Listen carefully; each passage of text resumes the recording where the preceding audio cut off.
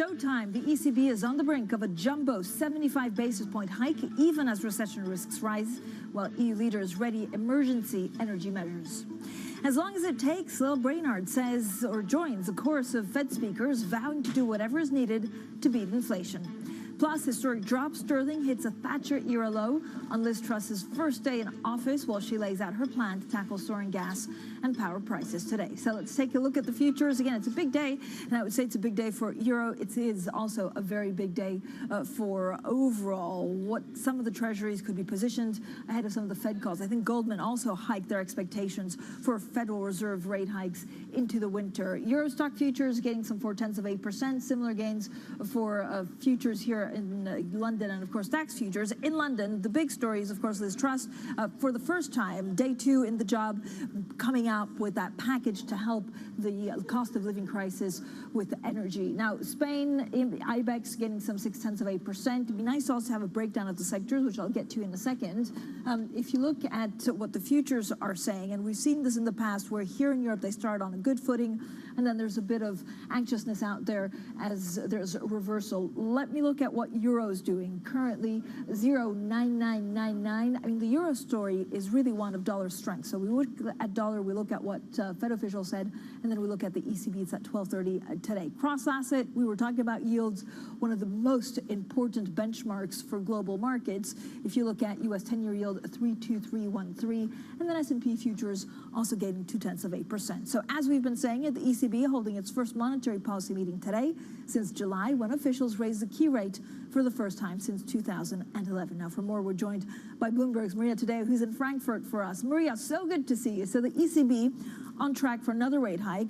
The question is really, how aggressive can they be at this point?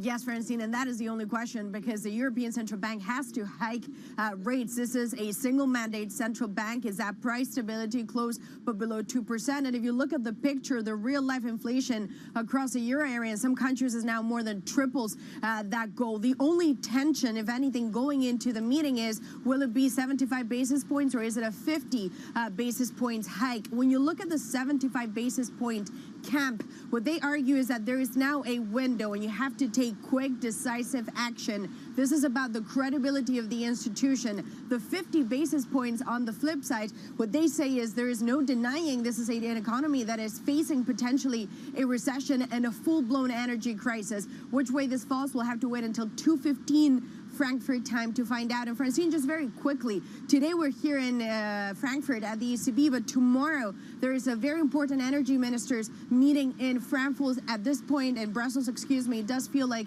this is a story, the energy, the economy, the ramifications of it, that has become a single subject now for policymakers. Yeah, they certainly have, Maria, because of that weakness, of course, in the Eurozone. She rightly says, is it 75 or 50 basis points? Maria Tadeo, they're in Frankfurt. Of course, we'll have comprehensive coverage of the ECB rate decision and Madame Lagarde's news conference today. That starts at 1:15 p.m.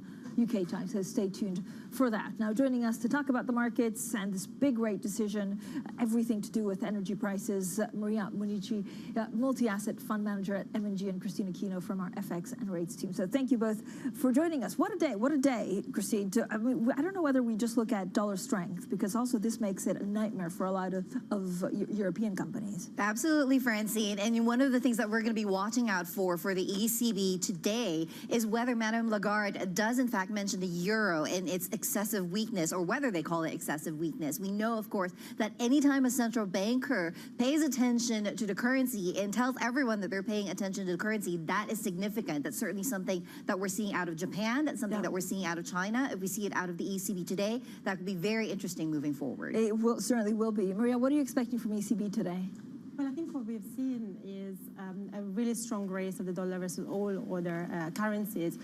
Today, the market is kind of prepared for a significant hike from the ECB. The eyes have been focused on monetary policy for the past few months. So I think if it's going to be a 50 or 75, the market is probably prepared for that.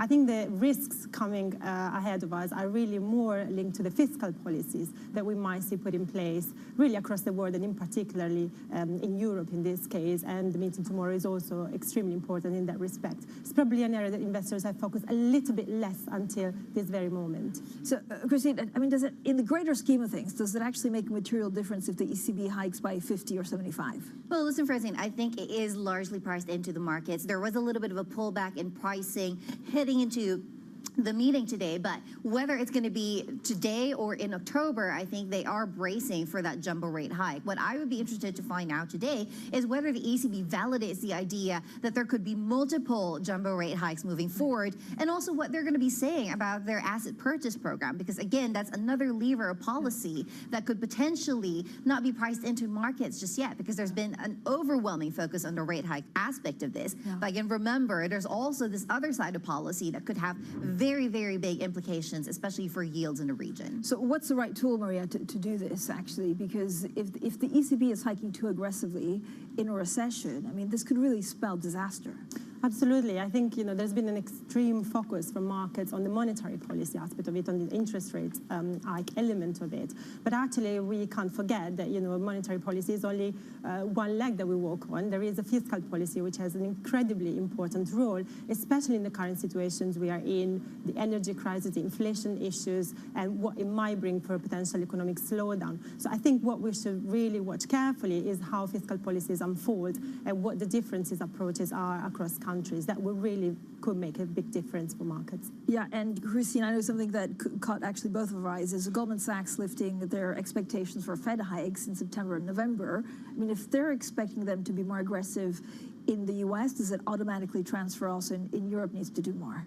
Well, that's kind of the expectation, right? But then that also creates such a big headache for a lot of the policymakers outside of the U.S. because, again, it creates this issue of the Fed really kind of going ahead of everyone else in terms of tightening and then everyone else having to catch up. And this is the big reason why we've seen this overwhelming dollar strength just coming flowing through this year and just stampeding across all the other currency markets, precisely because there's this perception that the Fed really is ahead of the game and no one else can outdo them. Yeah, and this means that actually the dollar, at what point does the dollar stop rising? Is a quadrillion-trillion-dollar question, Maria.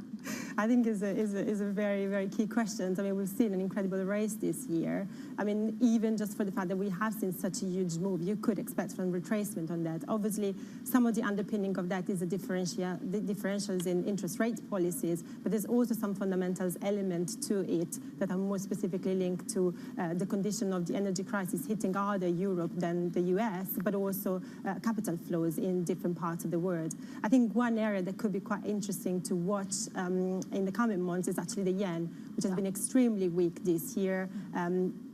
Also, from an interest rate perspective, the policy that has been put in place very different, obviously, from what we've seen in the US, but also capital flows going in the opposite direction of a yen strength. I think if we might see some slowdown in the economy, some biggest worries about a recession, I think yen could still prove to be quite an interesting place to be from a more defensive standpoint. Yeah, and this is one of the things that actually, the themes that we were talking about yesterday with yen. If you look at the global imbalances, again, as it plays out to dollar, is there anything that will stop the dollar rising further?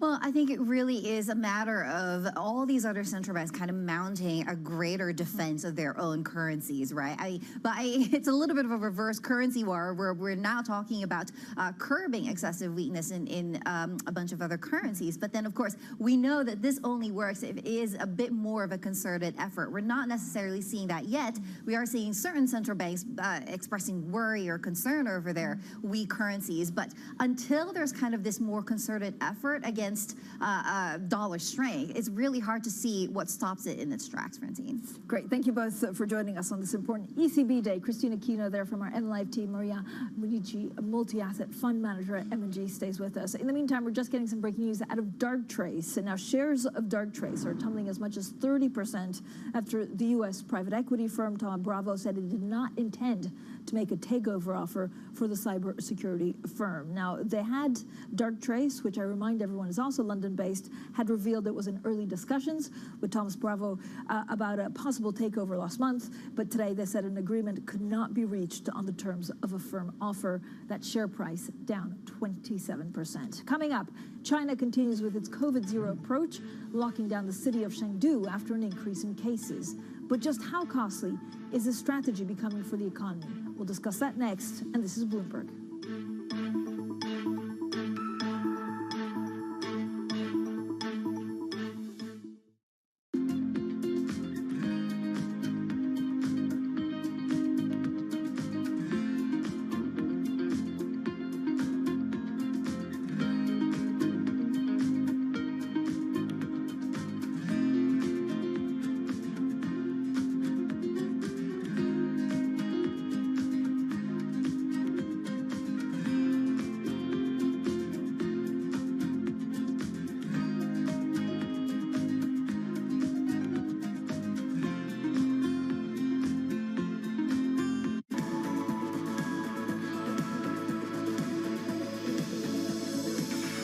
Of a push have you seen from the Kishida government in terms of green funding? The Kishida administration has committed to doubling the amount of investments in so-called green technologies. I think we need more than just pronouncements. We need real money backing very innovative startups and innovative companies in this space. What do you make of Kishida's new capitalism? Well, I think his framework is reflective of the challenges that Japan's society is facing, namely that growth has been present, but growth has not been, of course, evenly distributed. But frankly speaking, it's hard to redistribute income if you don't have much income to begin with. If the government and private sector can work together and collaborate to drive more innovative growth startups, that can really drive the income growth that the Kishida government needs to redistribute.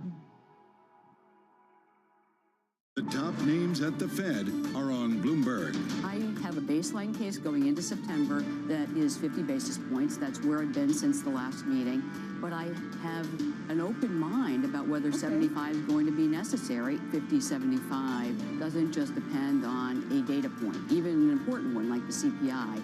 I like to say that we're data dependent, we're not data point dependent. Nobody covers the Fed like Bloomberg, your global business authority.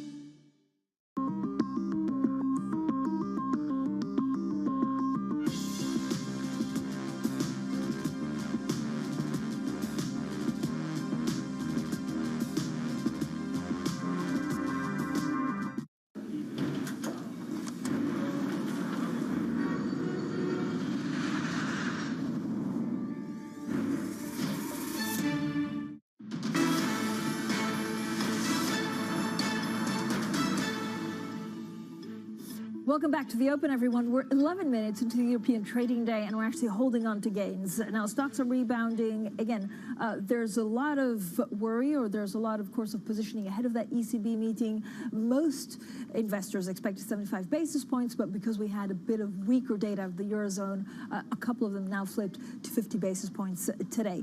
Treasuries also pushing higher, lowering the U.S. 10-year yield to about 3.22.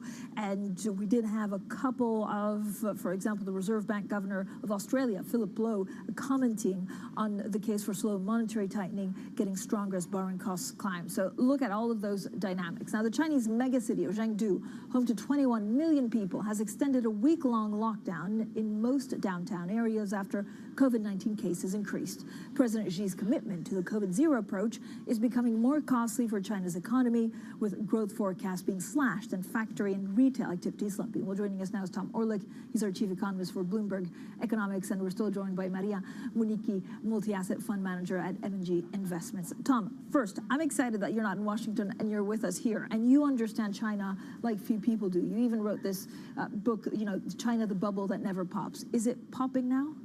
I really hope not, Francine, because the second edition of the book is about to be published, and it would be deeply embarrassing for me if it did. But certainly there is extreme stress right now for any country in the world. Attempting to maintain a zero COVID stance is going to come at an extreme cost.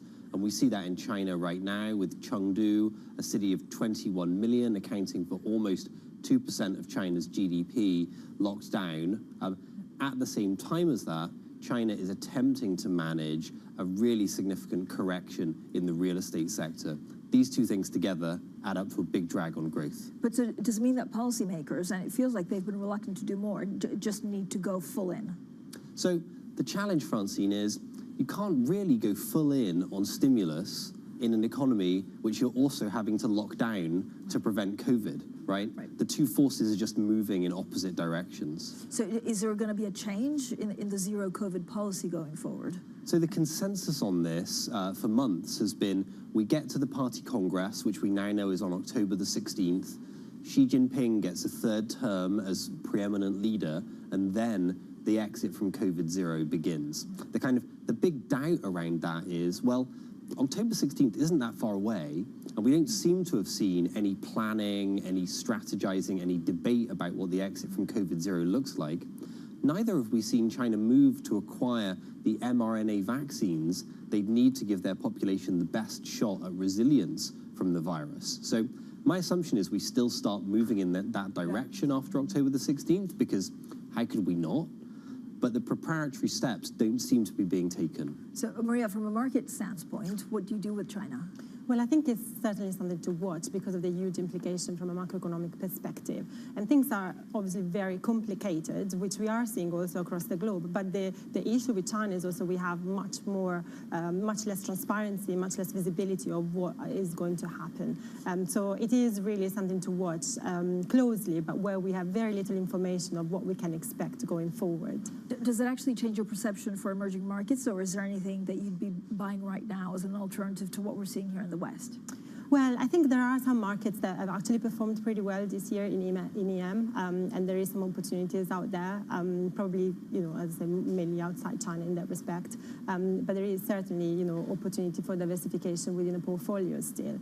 Watching the overall issue of global growth, which is something that, will probably touch more broadly than, single countries. Tom, when you look at real estate in China, is it really worse this time, or is it because of the other dynamics? So certainly COVID zero isn't making life any easier. People who are locked in at home can't really go to a showroom and buy a new property. At the same time, this property correction has been years in the making. We've had years of over-leverage, years of over-investment. What that means is that China's property supply is running way ahead of what we call fundamental demand. Demand not for speculators, but for people who actually want to buy a home and live in it. The best case scenario for China is that there's a correction which is kind of managed with a moderate drag on growth from property stretching over the next several years. The nightmare scenario for them is that they lose control of this. The correction happens quickly, a crash in 2022 and 2023. If that happens, look out below. Yeah, so if they do lose control of it, what happens to the world economy? So China's real estate sector has been the single biggest contributor to China's growth and probably the single biggest contributor to demand for a number of commodities. Right. Think about iron ore, for example. So we're certainly going to see a drag on property, which is going to take fractions of a % off China's growth in the years ahead. We're certainly going to see that also dragging on the big commodity producers like Brazil and Australia. If it happens quickly, well, that's the sort of thing which brings a financial crisis into view for China with bigger repercussions for the world. So that means less increases from the Fed? So China's actually giving the Fed a bit of an assist right now in a kind of strange way, right? When we think back to 2008, the big contribution of China was that enormous stimulus which got the world economy going again. The crisis right now, though, for the US isn't growth, it's inflation, right? So in a sense, the weakness in China is actually helping Europe and the US out. If China did an enormous stimulus, ramped up its demand, we'd see oil prices coming back up, we'd see agricultural prices coming back up. That would actually make the inflation problem here in Europe and in the US that much more difficult to deal with. And Maria, we saw Goldman Sachs increase their bets on more hikes in September and November from the Fed. Are you having to do the same?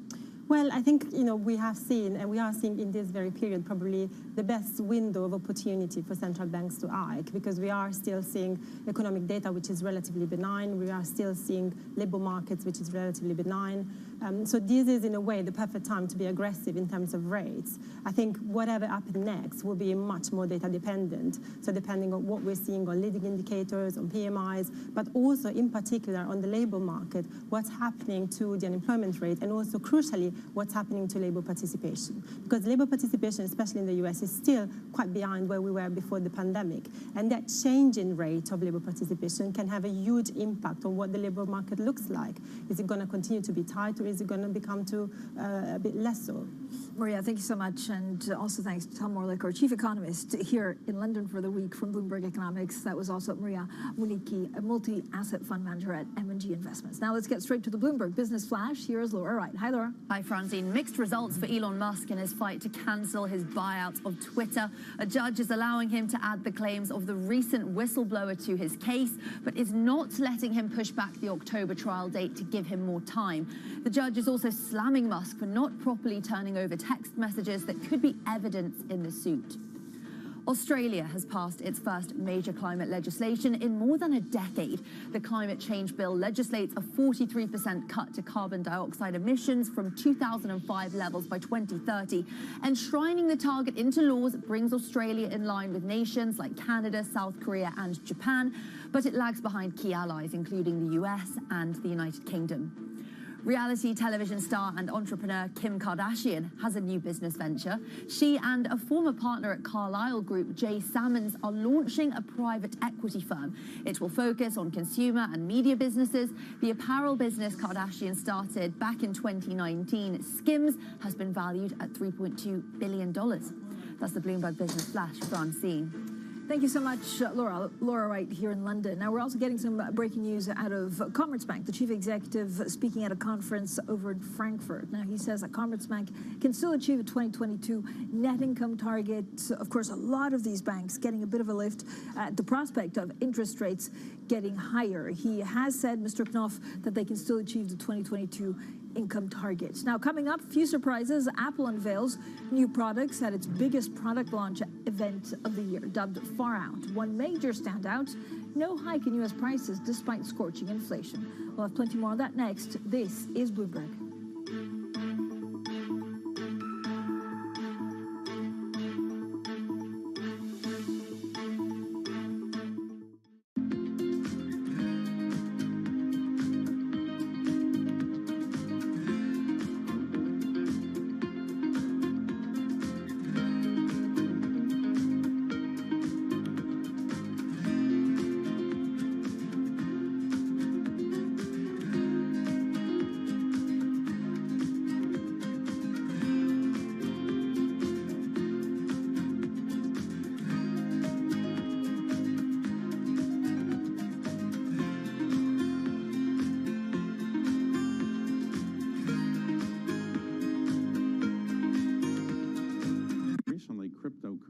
Have been very popular. And if a client came to you and said, look, I'd like some cryptocurrencies in my portfolio, what would you say? Oh, we've actually been really deep into crypto, deep into learning about blockchain, and all of the new businesses. I would characterize us as crypto learners. We have made a series of toehold investments on behalf of our clients, both in some of the currency baskets as well as with some venture firms that are investing primarily in the crypto area. I think it has the potential to be completely game-changing, but it is still such the Wild West, and it's so uncertain. But it has the potential to completely upend everything.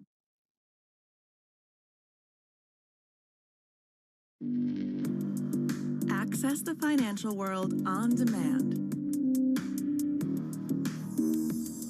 Hear from leading economists, policymakers, and industry experts via live and on-demand webinars, only from Bloomberg. Start exploring to see what's moving the markets. Visit Bloomberg.com/webinars. Markets countdown in Europe. From the financial centers of the world, Bloomberg Markets European Close with Guy Johnson in London and Alex Steele in New York. Real-time numbers, real-time analysis. Weekdays.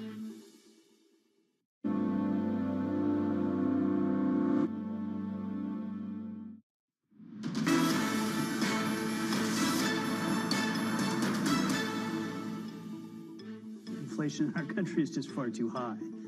We're not close to the Federal Reserve's target for inflation, and so I'm quite focused, and the Fed is quite focused on making sure we do the steps necessary to bring inflation back down to its target. So I am committed to doing that. I know my colleagues at the Fed are committed to doing that, and we understand that in doing that, there may be a further slowdown in the economy. Well, Michael Barr, Fed Vice Chair for Supervision there on inflation being far too high, speaking at the Brookings Institute in Washington. Now, this is a picture for markets overall. We're still seeing a bit of a rebound. European stocks holding on to gains at 0.3% higher. Some of the regional, advancements that we're looking at is really retail, but also some of the basic resources. Investors, though, face a harsh reality of sharp rate rises. The ECB takes center stage a little bit later today, and the question is, well, how much will they hike by? 75 basis points, which is the latest week data we had from the Eurozone, push them onto 50. It's the biggest product launch of the year. Apple unveiled a new lineup of devices with one major surprise. It did not raise its U.S. prices during one of the worst years of inflation for decades. Well, Bloomberg's Emily Chang in San Francisco has more details. Coming to you from Apple headquarters in Cupertino, Apple unveiling a slew of new products, including new iPhones, watches, and AirPods. Perhaps the biggest surprise isn't the new technology, but how much it costs. Despite record inflation, Apple isn't raising the prices on its new phones. So you can buy a new iPhone 14 for the same price you could buy an iPhone 13 last year. Of course, there are technological upgrades, especially when it comes to the Pro. Thinner, faster, longer battery life, better camera technology, also satellite capabilities for all the new iPhone 14s, meaning you can send an emergency SOS from wherever you are in the world, even if you don't have service. They also unveiled a new Apple Watch Ultra, a smartwatch geared toward outdoor enthusiasts. They call it your own personal dive computer, if you will, also undercutting Garmin, the nearest competitor on price, by a few $100s if you're looking at the higher end. And when it comes to AirPods, we got the first upgrade there in 2 years. Of course, the big question is, will consumers buy any of these new products when they're already under pressure, facing higher prices, everything when it comes to gas and groceries? So all eyes will be on just how big this new Apple upgrade cycle will be. Emily Chang, Bloomberg, Cupertino. Now, coming up, we speak to the Goldman Sachs Managing Director and Chief European Economist. He's Yari Sten, ahead of today's ECB rate decision. We also look at currencies, the dollar firm, the yen actually erasing some of the losses after Japanese officials arranged a meeting to discuss international financial markets. Now, dollar strength putting pressure, of course, on some Asian policymakers to step up efforts to curtail currency weakness. This is Bloomberg.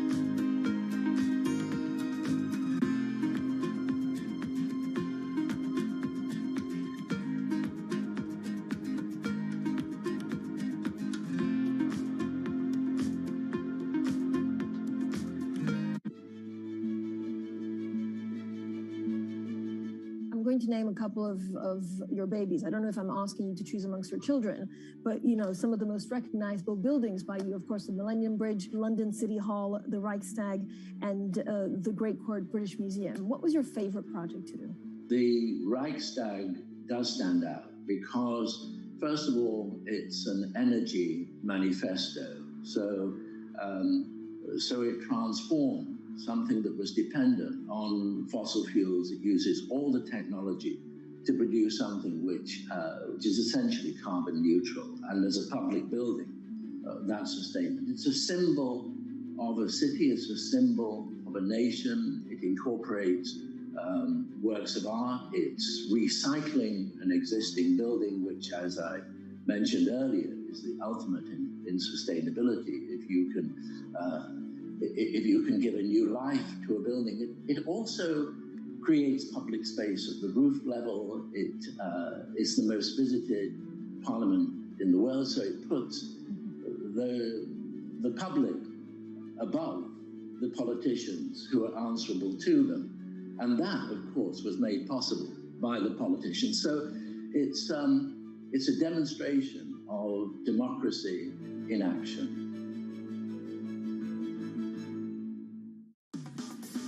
Everything you need to get set for the start of U.S. trading. Bloomberg The Open with Jonathan Farrow. Drilling down on the numbers and preparing you as only Bloomberg can. Weekdays on Bloomberg.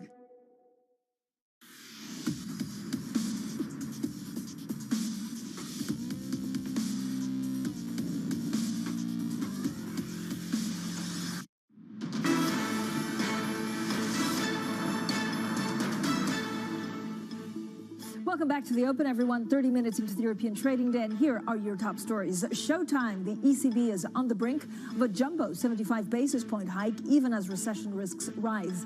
EU leaders are readying emergency energy measures. As long as it takes, Phil Brainard joins a chorus of Fed speakers vowing to do whatever it needs to beat inflation. Plus, historic drop. Sterling hits a Thatcher-era low on Liz Truss's first day in office. She lays out her plan to tackle soaring gas and power prices today. This is a picture for the markets. Of course, there is still a lift. European stocks gaining some 0.3%. They're edging higher. Investors prepared for the potential of unprecedented monetary policy tightening by the ECB. The question is, they'll tighten. Is it 75? Is it 50? We'll have a good conversation with Yari Sen of Goldman Sachs. Also, the dollar pretty much firm, the yen erasing some of the losses after Japanese officials arranged a meeting to discuss international financing conditions. On to the sectors on the move. That's usually quite telling. We also had a terrific briefing from Tom Orlik on what China's doing right now. Insurance, banks, and basic resources gaining between 0.7% and 1.3%. Under pressure, retail 2% lower, auto parts 0.8% lower. So that's a look at the sectors. Let's also move on and talk a little bit about the ECB holding its first monetary policy meeting since July. Officials raising the key rate for the first time since 2011. Now, the central bank is on the brink of a pretty jumbo, 75 basis point hike in interest rates to wrestle back a control over record inflation, and that's even as the risk of a Eurozone recession rises. Let's get straight to Yari Sen. He is Chief European Economist at Goldman Sachs, and he joins us now. Yari, good morning. An exciting day, especially if you're a Euro watcher. What are you expecting from the ECB? Yeah, we do think they will hike by 75 basis points today. The inflation numbers have been high. The commentary has been hawkish, and of course the euro stands at very low levels, and so we think that's going to be enough to convince the council to opt for 75 basis points. Now, of course, there have also been voices supporting a more steady pace, and so we don't think it's a done deal, but given what the inflation numbers are doing, we do think that's the more likely outcome. So we do look for the 75. Now, I think the key is actually going to be how they explain this rate move. And here we think they will say it's an unusually large step that's justified given what inflation is doing, but it does front load some of the adjustment towards the terminal rate. Yeah. So, Jari, if you look at, the four things that traders are watching, and we have a great story by Van Ram saying, of course, it's a margin of interest rates hikes, but it's also forecast for inflation. That's to do with energy prices, transmission protection instrument, and then euro and what happens to the currency. Out of those four, what is the most interesting? Yeah, I think the most interesting is the increment and the forward guidance or the communication around that. But I think the other aspects are worth watching out for too. So on the projections, I think the questions are how much do they cut the growth numbers? Do they show a technical recession? So we think they will lower the growth numbers substantially, but stay away from showing a technical recession. And then the inflation projections will go up very substantially. We think the key number is probably the 2023 number, where we think they will go to 4.5% as a motivation for taking a big step. Now, of course, we will also watch commentary on the exchange rate. And here I think they will stick to their mantra that they're not targeting the exchange rate, but that the weakness of the exchange rate does matter because it does affect the inflation outlook, particularly at a time when energy prices are rising rapidly and many commodity prices are denominated in dollars. Jari, everybody at the moment forgets that there's also the Italian election, and we don't exactly know, if that mechanism needs to be used. For the moment, everything seems pretty stable. Are we being lulled in a false sense of security? Well, it is striking how well sovereign spreads have held in despite a pretty substantial repricing of the rate path and a big increase in core interest rates in Europe. I think that's on the back of sort of two things. One is that the signals out of the center-right coalition in Italy that's likely to stay ahead in the polls has been sort of fairly conciliatory when it comes to the policy setting. And secondly, that the TPI has been very effective in keeping expectations under wraps as far as sovereign stress goes. But we do still worry that there is lingering sovereign stress in the background. The euro area economy is slowing, particularly in Italy, and we do think the election is going to create some policy uncertainty in October, and we do think BTP spreads will widen somewhat more from here, we think towards 250 basis points. Jari, when you look at weaker euro, I understand that, of course, it fuels inflation, but at the same time, you can export more. So how will the ECB, and I know, of course, the central bank never targets currencies, but how do you think they're viewing this? Yeah, I mean, it's a trade-off, as of course the bigger rate decision here, where you have on the one hand very high inflation, on the other hand you have the prospects of a recession. So we think that trade-off matters a lot. But I think for today, what will dominate is that inflation is high. The recent prints have surprised to the upside. We think the inflation metrics will rise somewhat further. And so I think that will dominate today. Now, looking into the fourth quarter, looking ahead here, we do think they will then slow the pace in October as you are getting closer to a more neutral level of rates, and also as the economy is entering recession. How bad do you think the recession will actually get in Europe? And does it make sense to front load? What would you do if you were in charge? So I think the latest data points have been a little better as far as the third quarter growth pace is concerned, but the energy crisis still looms large, of course, and we do think a recession over the next couple of quarters is very likely, centered, of course, in Germany and in Italy, where the gas dependence is higher. Now, we are seeing some offset on the fiscal side, and of course also some energy measures are being discussed at the EU level that might mitigate this, but I do think a recession is coming. Now, given where interest rates are at the moment, they're clearly low, they're clearly below neutral, inflation is high, so I think there is a case to move rapidly now, but then I think there's also a case to then slow down later in the year as you are in recession and as rates approach more normal levels. Okay, how do they combat, I don't know whether they want to combat, but this ever-rising dollar, and I know that Goldman Sachs also increased your forecast for interest rate hikes from the Fed September and November. Can the ECB do anything about that? I think that is going to be a consideration over the next couple of meetings to make sure that the rate differential doesn't widen too much. Because I think that has been one of the driving factors of the weakening euro. Now, in the near term, we actually think that the euro will weaken somewhat further to 97 cents. And so I think that is going to be part of the consideration. But ultimately, of course, I think most of the euro weakening has really been driven by a deterioration of the growth outlook, by the energy crisis, and of course also by the risk that it could be a more severe recession than what's currently being anticipated. Jari, thank you so much. As always, Jari Stender, Chief European Economist at Goldman Sachs. Now, we're also getting a bit of breaking news out of Mr. Lindner of Germany. There's no need for a quick decision on Commerzbank stake.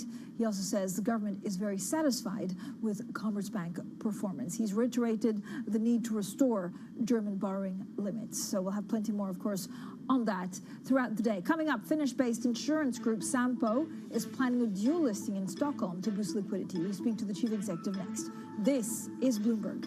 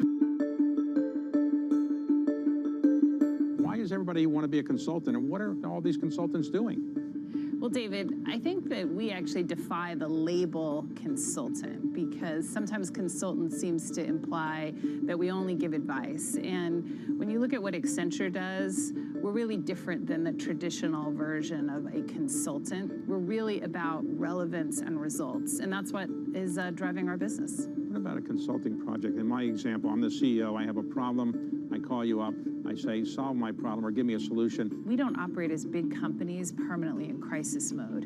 And so when you think about, like, how long does it solve things, a lot of it starts with, the company being willing to set aggressive goals. And so what we are trying to do now is work with our clients to work differently and to work faster.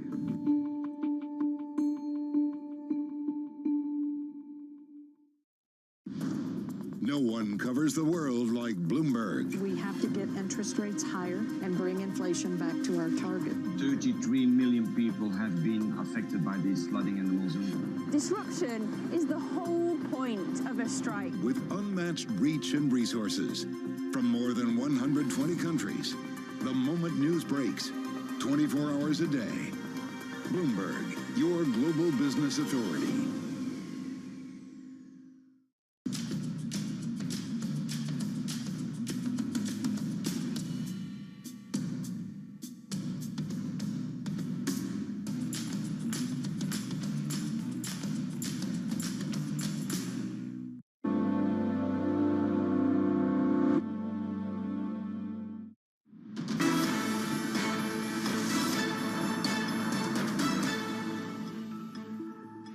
Welcome back to the Open, everyone. 42 minutes into the European trading day. What we're seeing is green across the board. Treasury is also pushing higher in the U.S. The dollar firm, the yen actually erasing some losses after Japanese officials arranged a meeting to discuss international financial markets. The focus firmly, of course, on the ECB, on euro level. And again, investors are now facing a sharp reality of sharper, higher interest rates also here in Europe. Now let's get straight to the Bloomberg First Word News. Here's Laura Wright. Hi, Laura. Hi, Francine. U.S. National Security Advisor Jake Sullivan is warning that a Chinese invasion of Taiwan remains a distinct threat.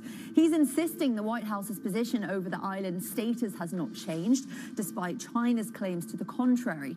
He spoke to Bloomberg for the David Rubenstein Show peer-to-peer conversations. I think it remains a distinct threat that there could be a military contingency around Taiwan, and the People's Republic of China has actually stated as official policy that it is not taking the invasion of Taiwan off the table. In the UK, new Prime Minister Liz Truss will today set out her plan to tackle soaring energy bills. It will be her first significant act as leader. Truss has been trying to evoke memories of her Tory predecessor, Margaret Thatcher. The UK hit another unwelcome comparison to the Thatcher era yesterday, with the pound falling to the lowest level against the dollar since 1985. In the US, President Joe Biden is holding back on a decision to scrap Trump-era tariffs on Chinese imports. We're told that as the administration studies ways to help businesses seeking relief, any decision before the US midterm elections in November poses domestic and international risks for Biden and his fellow Democrats. The Federal Reserve's battle to bring inflation under control will likely cause more harm to the US and world economy than anticipated. That's according to a pair of papers set for presentation at a Brookings Institution conference this week. One says the Fed will have to push unemployment higher to hit its inflation target. The other warns of dangers of developing nations from rising US rates and a strong dollar.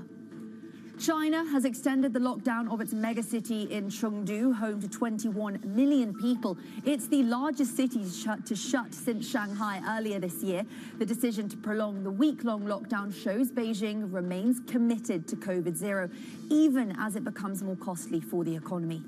Global news 24 hours a day on air and at Bloomberg Quick Take, powered by more than 2,700 journalists and analysts in more than 120 countries. This is Bloomberg, Francine. Laura, thanks so much. Laura Wright in London. Now, a Finnish-based insurance group, Sampo, is hosting an investor update in London today, outlining its key underwriting profit growth opportunities. The leading P&C insurer in the Nordic region has exceeded its financial targets and is now evaluating listing its shares in Stockholm in addition to its home in Helsinki. Well, we're now joined by the Sampo Chief Executive, Torbjörn Magnusson. Thank you so much for joining us. First of all, why the dual listing? It's a pleasure to be here. Now, we've been on a journey for simplification of the group to become a pure play insurance company, and we've reached that point. We're in a good spot. We have excellent momentum in the business, growth, good profitability, and we show great resilience to the present climate in the world. So having the biggest market in Sweden and being listed and being a Nordic company for that sake, it became a very natural idea to do a dual listing in Stockholm or evaluate as such. Yeah, why now? Well, this was the point in time when this simplification was complete, and so this is a good point in time for it. Okay, but I mean, you know, when you still own Nordea stock, you didn't do it, so it makes little or less sense than it did at the time. Has something changed in your thinking going forward? Is the market mood different? I think we are a unique asset to the Stockholm Exchange, and it is for us much easier to explain the company as a pure play insurance company.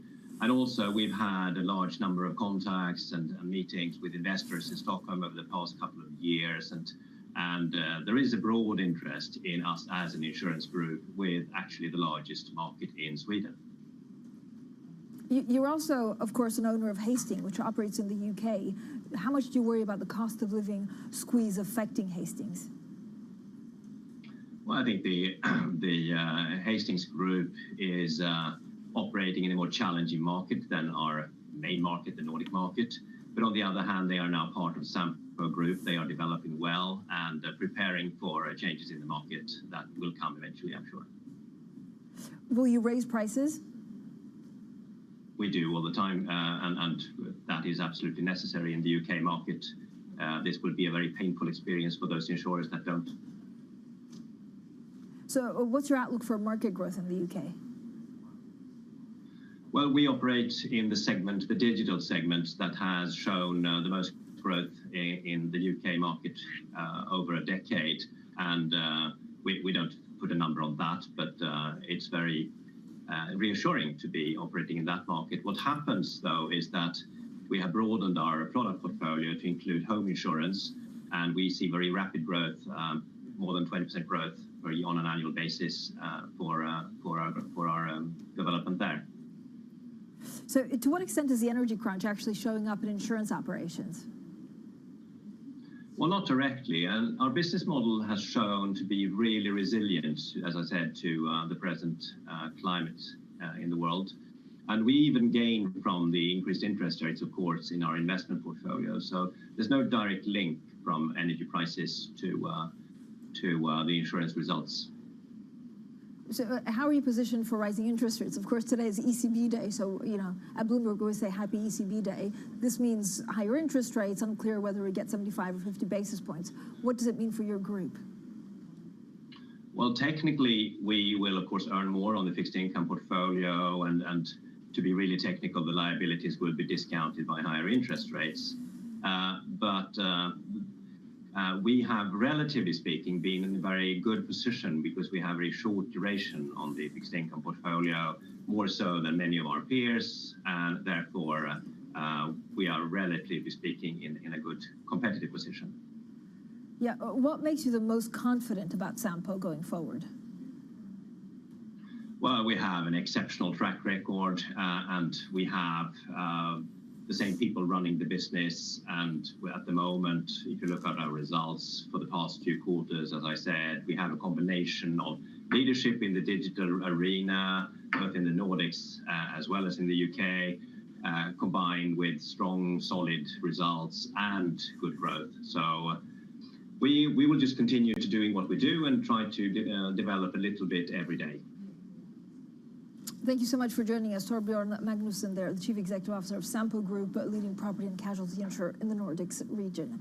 Now, coming up, the UK's new Prime Minister, Liz Truss, appears to rule out funding energy support with a windfall tax on companies. We'll have plenty more on that shortly, and this is Bloomberg.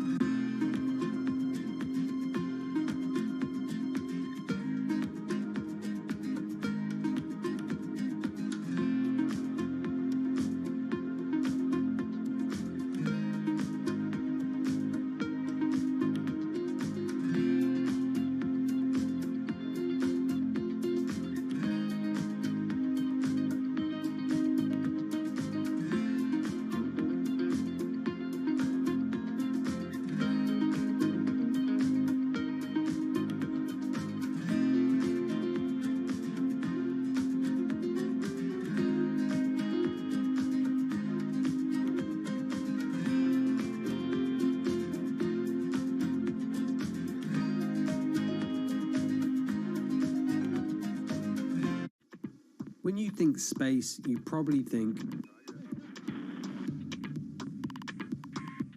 one space agency that travels under the radar is ESA, which is surprising considering what the European Space Agency has achieved and how vital it is to the global space industry. We've collaborated with pretty much everybody who is involved in space exploration. ESA wants to be a leading force in furthering humanity's mission into space. Commander Ground, do you copy? Copy. If we want to have successful human missions to Mars, we are going to have to learn to live and work off-world in a different way. And the place where we are going to learn to do that is on the moon. Can ESA help humanity take its next giant leap?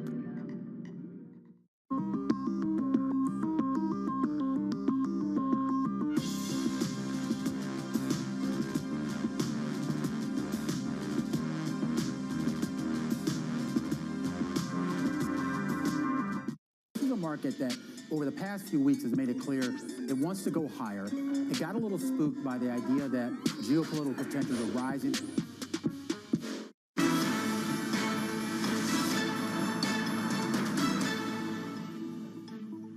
Welcome back to the Open, everyone. 53 minutes into the European trading day. The picture is stocks rebounding. Of course, Treasuries pushing higher, lowering the U.S. 10-year yield to 3.22%. In the meantime, investors here in Europe really focusing on the European Central Bank and facing the harsh reality of sharp interest rate rises. Whether they go for 75 basis points or 50 is something still that we have to see. European stocks gaining 0.1%, the DAX, though, seeing a small reversal.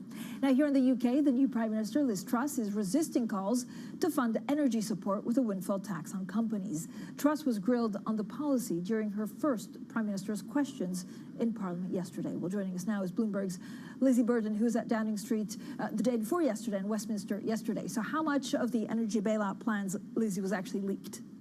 A lot, and Bloomberg has got its hands on lots of the documents, in fact showing that they're going to cost £200 billion. This is support for consumers and businesses, but there's still much to find out. We want to know how much this is going to be targeted, how fiscally wasteful is it going to be, and also how is it going to be funded? Liz Truss, in Prime Minister's questions, her first standoff with Keir Starmer, the opposition Labour leader, yesterday, she was asked about the windfall tax, whether it would be continued. Another Bloomberg scoop, in fact, because Treasury analysis that we revealed showed that if the energy tax on companies were to be if the windfall tax on energy companies were to be continued, because of their excess profits, because of the war in Ukraine, you could rake in tens of billions of pounds for the Treasury to pay for it. She seemed to rule it out at PMQs, and then a bit of a row back on that later in the day. But then also, how much borrowing is it going to necessitate? So what's also really interesting is actually they have one plan for the economy, and of course she needs to address the cost of living, but actually the Chancellor has gone, full swing ahead, let's go city, I'm deregulating. Completely, and as well as that charm offensive, also being much softer on the Bank of England. He's saying that he sees independence at the BOE as sacrosanct, that he's going to meet the Bank of England governor twice a week and then down to once a week. Really, it seems like, I know you're going to have Simon French from Pamela Gordon on later, this difference between campaign economics and government economics that he's pointed out coming into fruition. Because as well, if £200 billion of an energy package isn't a handout, what is? Yeah, so what are we expecting? Does she need to go big in the first week to actually set the tone for what she'll do as Prime Minister? Yeah, I mean, this energy crisis is at the heart of the cost of living crisis, so that's why she's taking it off the top of the in-tray and dealing with it head on. And it should have a big impact. So our economists' analysis suggests that inflation will have peaked as a result. A recession could be avoided, although Andrew Bailey at the Treasury Select Committee disagreed with that. That maybe 75 basis points at the BOE's September meeting would be less likely. But the risk is that you continue to have inflation high in the long term because of the economy overheating. Thank you so much, our Lizzie Burden there on the UK. Now, that's it for the European Market Open. Surveillance Early Edition is up next. We'll have a full roundup, not only of the stocks to watch. Dark Trace is something that we need to keep a bit of a close eye on because it was down some 30%. Again, here in Europe, stocks still rising, not as much as they were 30 minutes ago. So we'll look also at euro levels and top currencies. This is Bloomberg.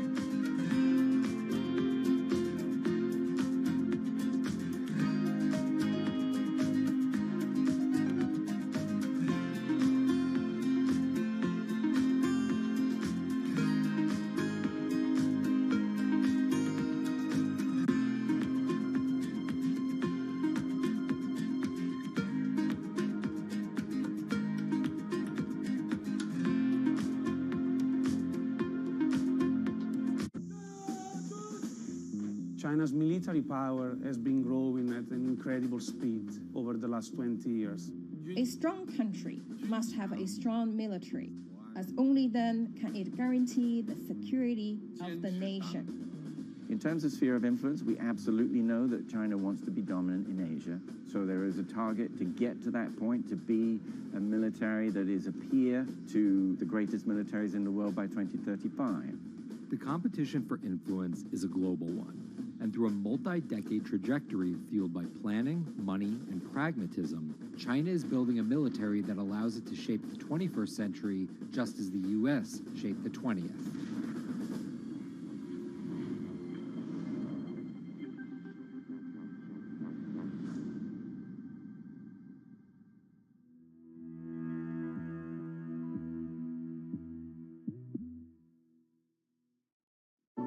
The difference between missed opportunity and actionable intelligence.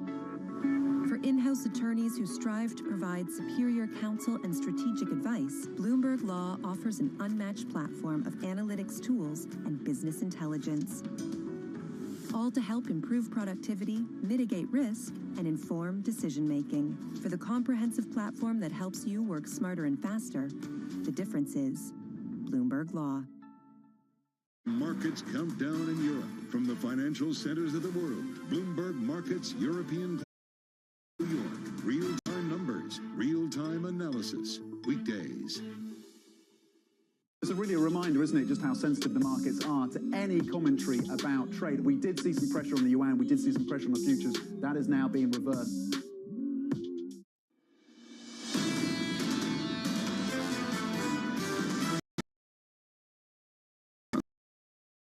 I hope it does. We have forecasted, because we think it is sadly the most likely outcome, of course, is overwhelmingly caused by the actions of Russia and the impact on energy prices. Inflation in our country is just far too high. We're not close to the Federal Reserve's target for inflation, and so I'm quite focused, and the Fed is quite focused on making sure we do the steps necessary to bring inflation back down to its target. We're in this for as long as it takes to get inflation down. So far, we've expeditiously raised the policy rate to the peak of the previous cycle, and the policy rate will need to rise further. This is Bloomberg Surveillance, Early Edition with Francine Lacqua. Good morning, everyone, and welcome to Bloomberg Surveillance Early Edition. I'm Francine Lacqua here in London. Here's what's coming up on today's program. Showtime. The ECB is on the brink of a jumbo 75 basis point hike, even as recession risks rise. EU leaders ready emergency energy measures. As long as it takes, though, Brainard joins a chorus of Fed speakers vowing to do whatever is needed to beat inflation. Plus, historic drop. Sterling hits a Thatcher-era low on Liz Truss's first day in office. She lays out her plan to tackle soaring gas and power prices today.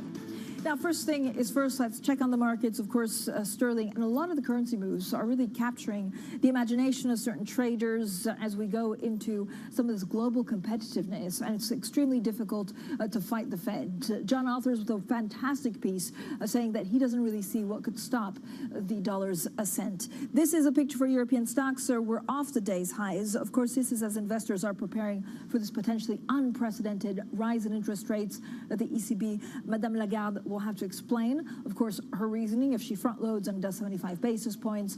Extremely interesting also to see her forecasts for the future in terms of inflation expectations. U.S. 10-year yield 3.2636, Euro-Doll 99.86. This will probably have to be addressed, although I know central bankers hate speaking about currencies in some shape or form. She'll have to address this because the weaker the euro, sure, it helps with exports, but it's also much inflationary. And then finally, crude oil 88.36. Now let's look at the European map.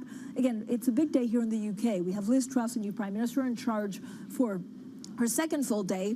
She'll give that package on energy with hopefully details also on how she funds it. And then we heard from the Chancellor, Kwasi Kwarteng. We know he's meeting with the JP Morgan chief executive this morning. Yesterday, he met 14 leaders from the finance industry and said he will deregulate and spur the City of London. The DAX unchanged, the CAC 40 unchanged, and the FTSE MIB in Italy down 0.1%.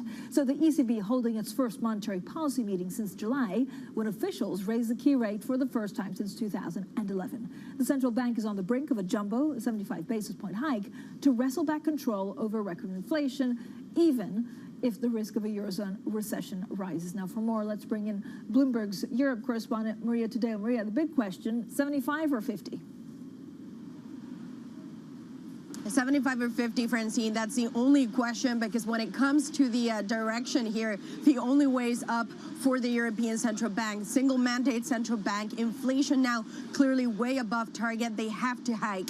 Now, is it going to be 75? Will it be 50? When you look at the 75 basis points camp, what they say is right now there's a window, and in that window you have to be decisive and you have to take swift action. Ultimately, this is about the credibility of the institution. Forward, you have to show that you can of inflation. The 50 basis points camp, this may be on the minority, but they do bring up a fair argument, which is ultimately this is an economy that is facing the risk of a recession, but also now a full-blown energy crisis. The solutions for that energy crisis will be debated tomorrow, but for the time being, you've seen the market. These are prices up for Europeans. They're coming at a very, very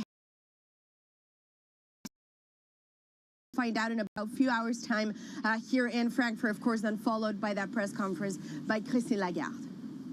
Yeah, I mean, there are three things also that Van Rom said we should be watching at the margin. Of course, euro, when you look at that tool, that mechanism to deal with rising yields. I know Maria and I will also be following the Italian elections very, very closely, and then inflation forecast. Maria, thank you so much. As always, Maria Tadeo there in front of the ECB in Frankfurt. Now, of course, we'll also have comprehensive coverage of the ECB rate decision and Christine Lagarde's news conference today from 1:15 p.m. UK time, so stay tuned for that. Joining us now for the next 20 minutes to talk about ECB, to talk about the UK, really to talk about everything.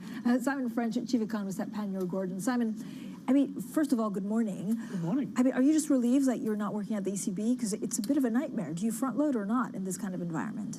I don't think they know, to be honest, and I think what we get today will be the updated staff projections and some estimate, probably not stated explicitly, but I would be staggered if it doesn't get mentioned in questions, what the terminal rate is for ECB deposit rates. Because actually what we heard from Isabel Schnabel, Philip Lane ahead of blackout was the idea that that question of front loading, really the scale of that, whether it's 50, whether it's 75, for people trying to trade the decision today, really depends where the staff projections and indeed the governing council see that terminal rate going, and therefore whether front loading looks in the context of a 200 spread or potentially higher. That's so difficult, because if you look at the second round effects, if you look at third round, I mean, we could see so many companies in Germany and in the countries most affected by energy prices just go under. Yes, and one of the things that actually the ECB won't have at their disposal, which we get next week, is labour cost data for Q2. Yeah. And that's going to be one of the big inputs for those second round effects, which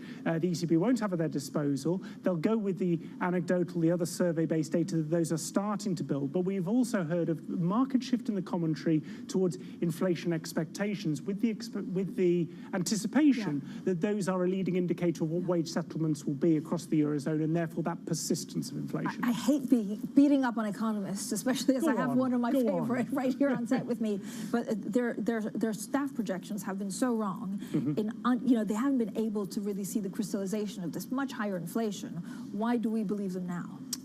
So I'm going to defend economic forecasters, not just in the Eurozone, not just the ECB, but across the world. What they have to do is they have to take conditional assumptions on the pathway for energy market, and the justification from the ECB, from the Fed, from the BOE is, well, there are people with skin in the game, people watching this program who trade energy. Why should we, what is better than taking the price of people whose livelihoods are dictated by trying to price that market correctly? What has happened in successive forecasts is those curves have fundamentally shifted from what they were in the preceding forecast. That is why we've had persistent one-sided errors. That is not excusing it away, it's explaining it away, because there tends to be, not on this show, I hasten to add, but often there's a lot of shrill commentary, beating up forecasters. But those conditional assumptions, if someone can come up with a better assumption than using the market forward curve, I'd love to hear it. Yeah, no, you're 100% fair. And at the same time, if you look at what we're living through as a central bank trying to deal with these supply shocks, and frankly, it's just not really up to them. It depends on fiscal and the fiscal support they want to give. Absolutely, which is why the market still sees that terminal rate, it may change today, but at around 2%. And you may say, well, hang on, but inflation's running at 9%, inflation expectations are moving up, the expectation those will start to feed through into second round wage settlements.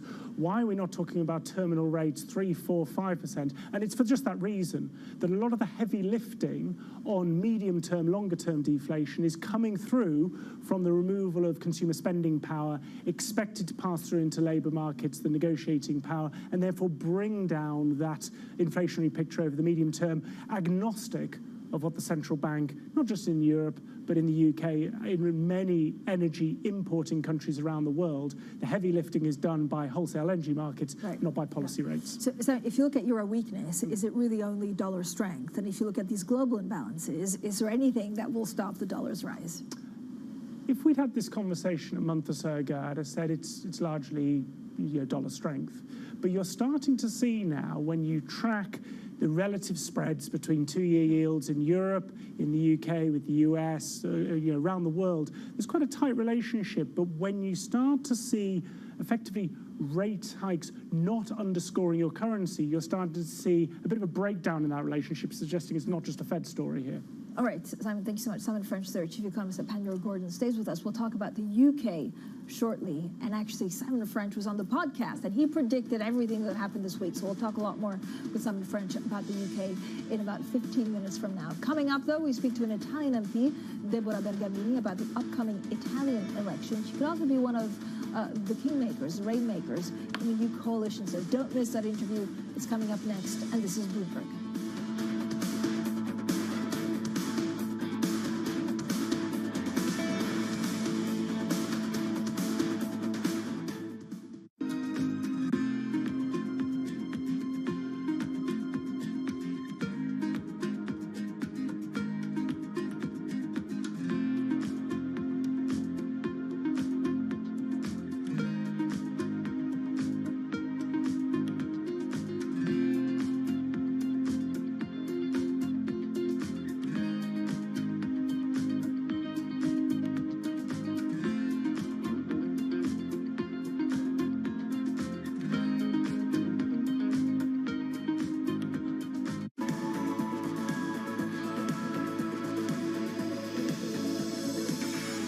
of a push have you seen from the Kishida government in terms of green funding? The Kishida administration has committed to doubling the amount of investments in so-called green technologies. I think we need more than just pronouncements. We need real money backing very innovative startups and innovative companies in this space. What do you make of Kishida's new capitalism? Well, I think his framework is reflective of the challenges that Japan's society is facing, namely that growth has been present, but growth has not been, of course, evenly distributed. But frankly speaking, it's hard to redistribute income if you don't have much income to begin with. If the government and private sector can work together and collaborate to drive more innovative growth startups, that can really drive the income growth that the Kishida government needs to redistribute.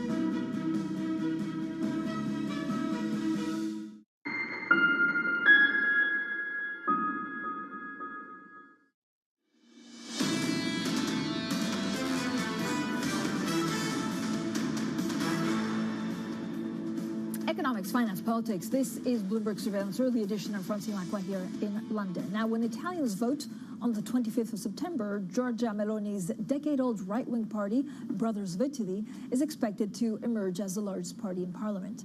Meloni is in turn projected to be the nation's first female prime minister, propelled into office by disenchanted voters who aren't shy of betting on the tough-talking firebrand who remains dogged by controversy. Well, joining us now is Deborah Bergamini. She is Forza Italia MP, a former Berlusconi spokesperson, and of course she's also led some of the task force versus under Mario Draghi. Deborah, thank you so much for joining us. First of all, talk to us about coalition building. So what does Mr. Berlusconi want in all of this? Does he want the presidency of the Senate? No, he has excluded this. He's not interested in any sort of political or institutional role for his future. He's very happy to get back to the Senate, where he was sent away in 2013 in an incredible political event. So he's back to the Italian Senate, and we're all glad about this, but he's not expecting anything for himself. Do you think Giorgia Meloni to definitely become prime minister if Brothers of Italy end up being the biggest party in the election? Well, that is a role that the President of the Republic will have. So it will be him who will decide. Of course, we expect the coalition of center-right, and this is true according to all the polls, to win by a landslide almost. So we're very positive in imagining that one of the leaders will be chosen for the role.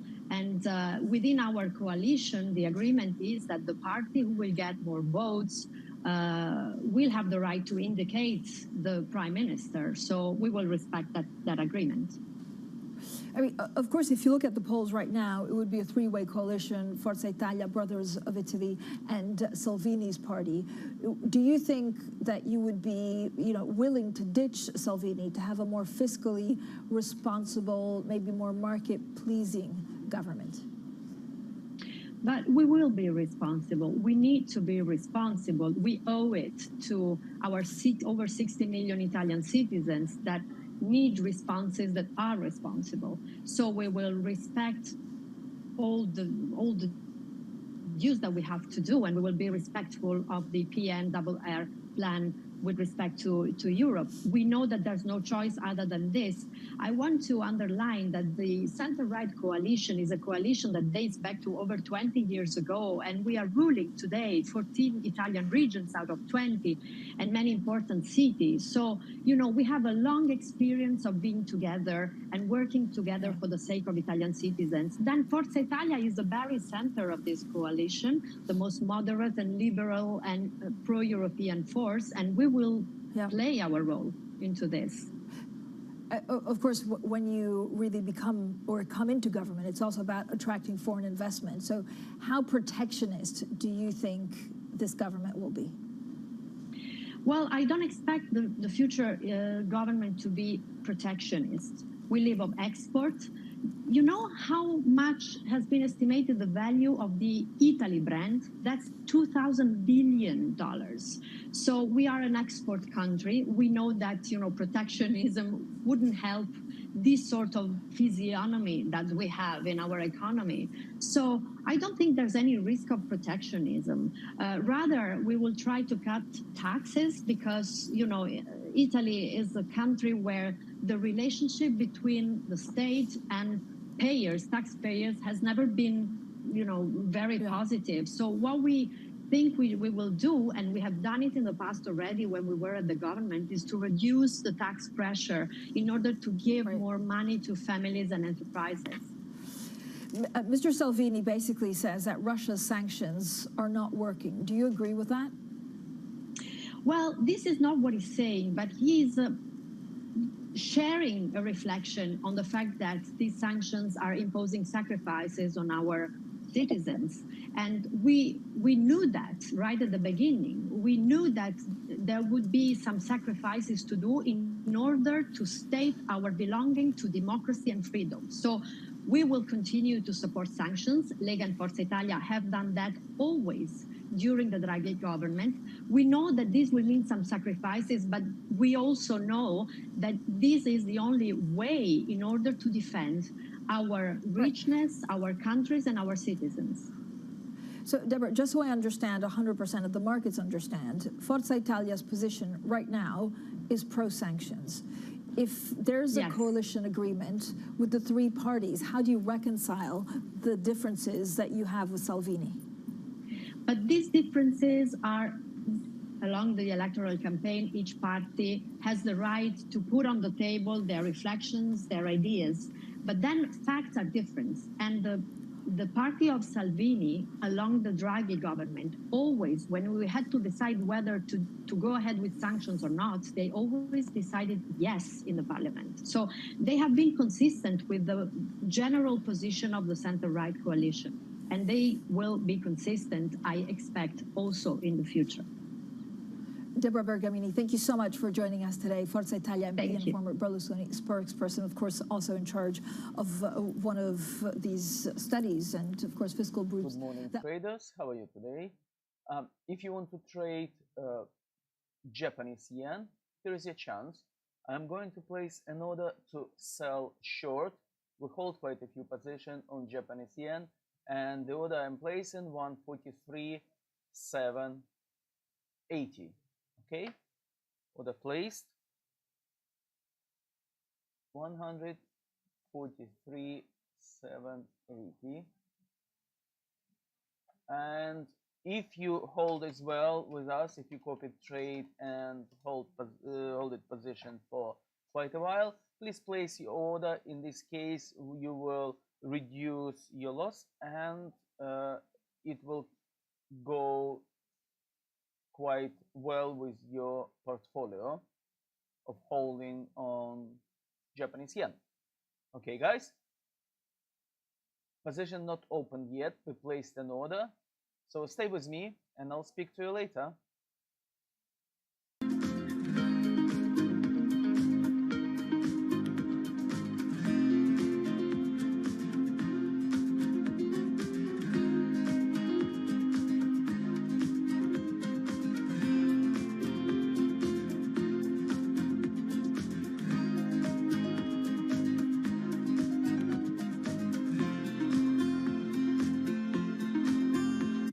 Cryptocurrencies have been very popular. If a client came to you and said, look, I'd like some cryptocurrencies in my portfolio, what would you say? Oh, we've actually been really deep into crypto, deep into learning about blockchain, and all of the new businesses. You know, I would characterize us as crypto learners. You know, we have made a series of toehold investments on behalf of our clients, both in some of the currency baskets as well as with some venture firms that are investing primarily in the crypto area. I think it has the potential to be completely game-changing, but it is still such the Wild West, and it's so uncertain. But it has the potential to completely upend everything. Bloomberg has enhanced search on the terminal to deliver what you need when you need it.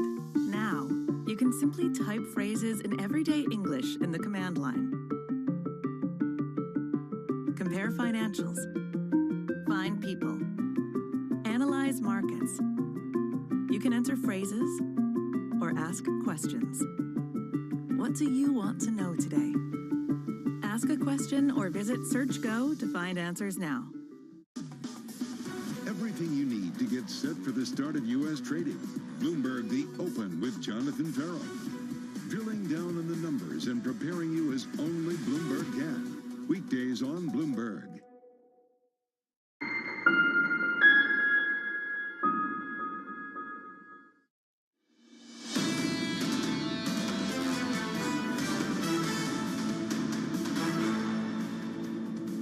Economics, finance, politics. This is Bloomberg Surveillance Early Edition. I'm Francine Lacqua here in London. Now, we're getting some breaking news out of Tesla. This time, I mean, it's always Elon Musk, but this time it's not for Twitter. Tesla delivers just under 80,000 Chinese-made cars, so made in China, in their new factory over there for the month of August. That means it's up from 172% month on month, but that is probably because the lockdowns mean that it was just closed in the past. Now let's get straight to the Bloomberg. First for news, here's Laura Wright. Hi, Laura. Hi, Francine. U.S. National Security Advisor Jake Sullivan is warning that a Chinese invasion of Taiwan remains a distinct threat. He's insisting the White House's position over the island's status has not changed, despite China's claims to the contrary. He spoke to Bloomberg for the David Rubenstein Show peer-to-peer conversations. I think it remains a distinct threat that there could be a military contingency around Taiwan, and the People's Republic of China has actually stated as official policy that it is not taking the invasion of Taiwan off the table. In the US, President Joe Biden is holding back on a decision to scrap Trump-era tariffs on Chinese imports. We're told that's as the administration studies ways to help businesses seeking relief. Any decision before the US midterm elections in November poses domestic and international risks for Biden and his fellow Democrats. The Federal Reserve's battle to bring inflation under control will likely cause more harm to the US and world economy than anticipated. That's according to a pair of papers set for presentation at a Brookings Institution conference this week. One says the Fed will have to push unemployment higher to hit its inflation target. The other warns of the dangers of developing nations from rising US interest rates and a strong dollar. China has extended the lockdown of its megacity Chengdu, home to 21 million people. It's the largest city to shut since Shanghai earlier this year. The decision to prolong the week-long lockdown shows Beijing remains committed to COVID-0, even as it becomes more costly for the economy. Global news 24 hours a day on air and at Bloomberg Quick Take, powered by more than 2,700 journalists and analysts in more than 120 countries. This is Bloomberg Francine. Laura, thank you so much. We're getting some breaking news out of Japan. The foreign exchange chief, Mr. Kanda, speaking in Tokyo after a meeting on the financial stability. Now, he says, first of all, watch the FX market with a high sense of urgency. Fundamentals alone, he says, cannot justify the recent yen move, and he will not rule out any response option if the move continues. We're lucky. We have Simon French. He said, if we don't talk yen, I'm walking out. So there it is. We have a lot of breaking news from Japan. I mean, a bit of a nightmare, actually, for Japan, because they started talking tough, and that didn't do the trick yesterday. Yeah, and I completely disagree with Mr. Kanda. Actually, if you plot the spread now emerging between treasuries and JGBs, actually the yen has reacted almost perfectly in fit with when you compare it across the other G10 currencies. So I would say it's not an outsized move based on the sort of fundamental divergence of monetary policy. Now, is it uncomfortable? A depreciation of nearly 20%, against the US dollar? Deeply uncomfortable. Is he trying to talk the market back? Yes. Will it work? But the phrase, it's decoupled from the fundamentals, I don't think... Okay, position opened on Japanese yen at, as you can see, 143.78. Okay, well done. If you, like I said, you don't have to open because we're going this position. If you're a newbie, we're holding for quite a while, quite a few positions on Japanese yen. Because this is short position, we don't pay anything at all. Broker pays us overnight charges, so we're not losing much money on it. And right now it's time to hedge our other positions, so that's why we opened at higher level new position on Japanese yen. If you want to find out how we trade, why we do this, and why we don't sell our losing positions, you need to get strategy available on company.co.uk website. So you're welcome to go on our website and purchase the strategy, or you can sign up for webinar. I provide live trading webinar. The date will be tomorrow. We still have places available, so if you're interested, you can register for live trading webinar. Otherwise, stay with me, copy our trades, paper trades, or real money trades, and make money with us. Stay safe.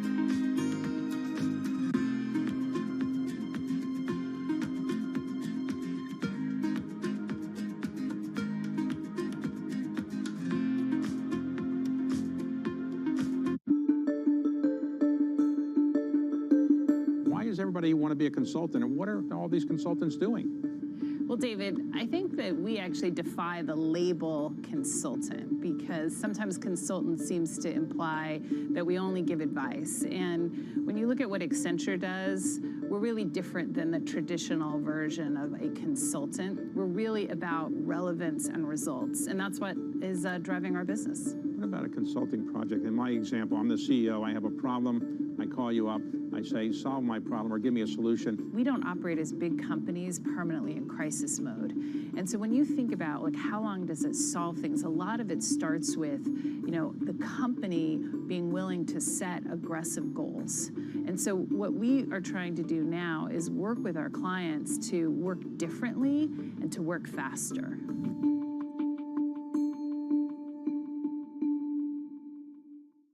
The top names at the Fed are on Bloomberg. I have a baseline case going into September that is 50 basis points. That's where I've been since the last meeting. But I have an open mind about whether 75 is going to be necessary. 50, 75 doesn't just depend on a data point, even an important one like the CPI. I like to say that we're data dependent, we're not data point dependent. Nobody covers the Fed like Bloomberg, your global business authority.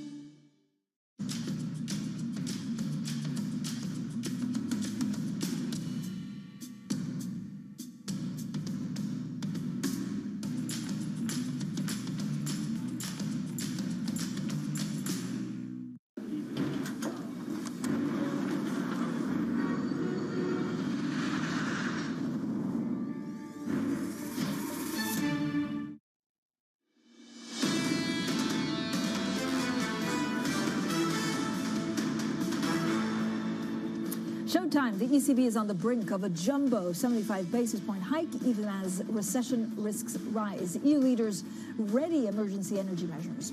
As long as it takes, El Brainard joins a chorus of Fed speakers vowing to do whatever is needed to beat inflation. Plus, historic drop. Sterling hits a Thatcher-era low. On Liz Truss's first day in office, she lays out her plan to tackle soaring gas and power prices today. So good morning, everyone, and welcome to Bloomberg Surveillance Early Edition. I'm Francine Lacqua here in London. Now, the UK's new Prime Minister, Liz Truss, will set out her plan to tackle soaring energy bills today, hopefully with a bit more meat on the bone on how she'll fund it. One thing we don't expect to see in those plans is a windfall tax on energy companies, as Truss has repeatedly come out against the idea, believing it may discourage investment in the UK. I am against a windfall tax.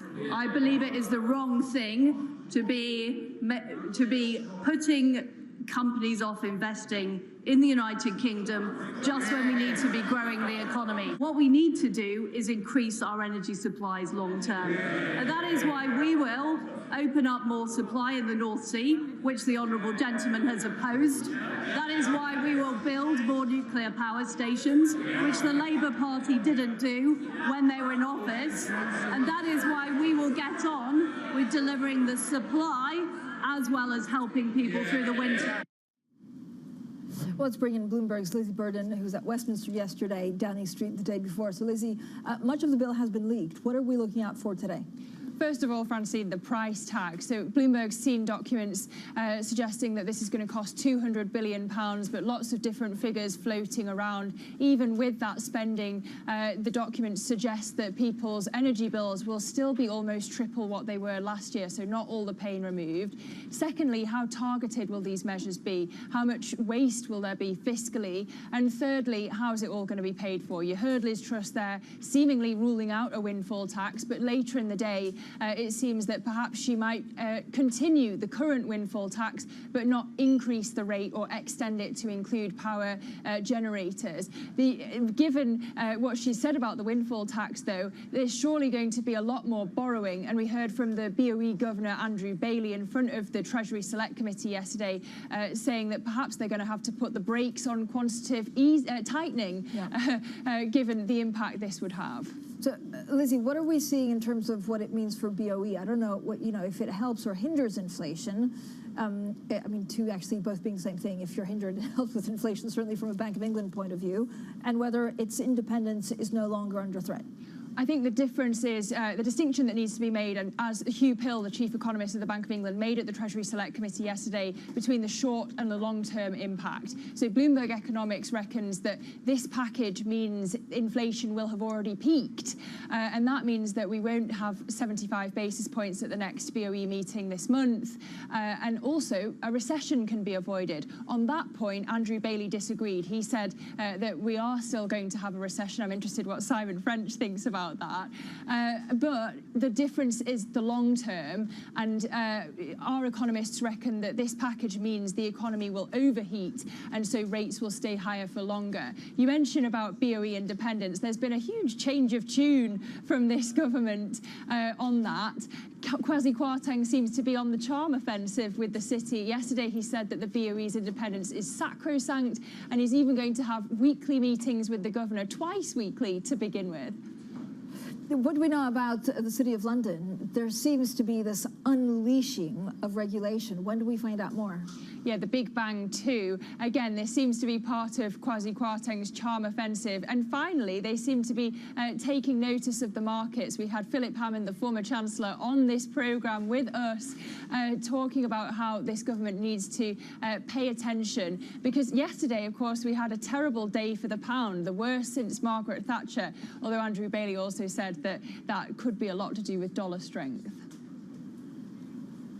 Lizzie, thanks so much. Lizzie Burden there with the very latest. We had some fun facts. I mean, last time the pound was so low in 1985, like Back to the Future was #1 on our movies list. Let's get back to Simon French. He's chief economist at Panmure Gordon. Simon, you came on the podcast 2 weeks ago. You said, be careful because the Liz Truss we're seeing in the campaign is going to be different.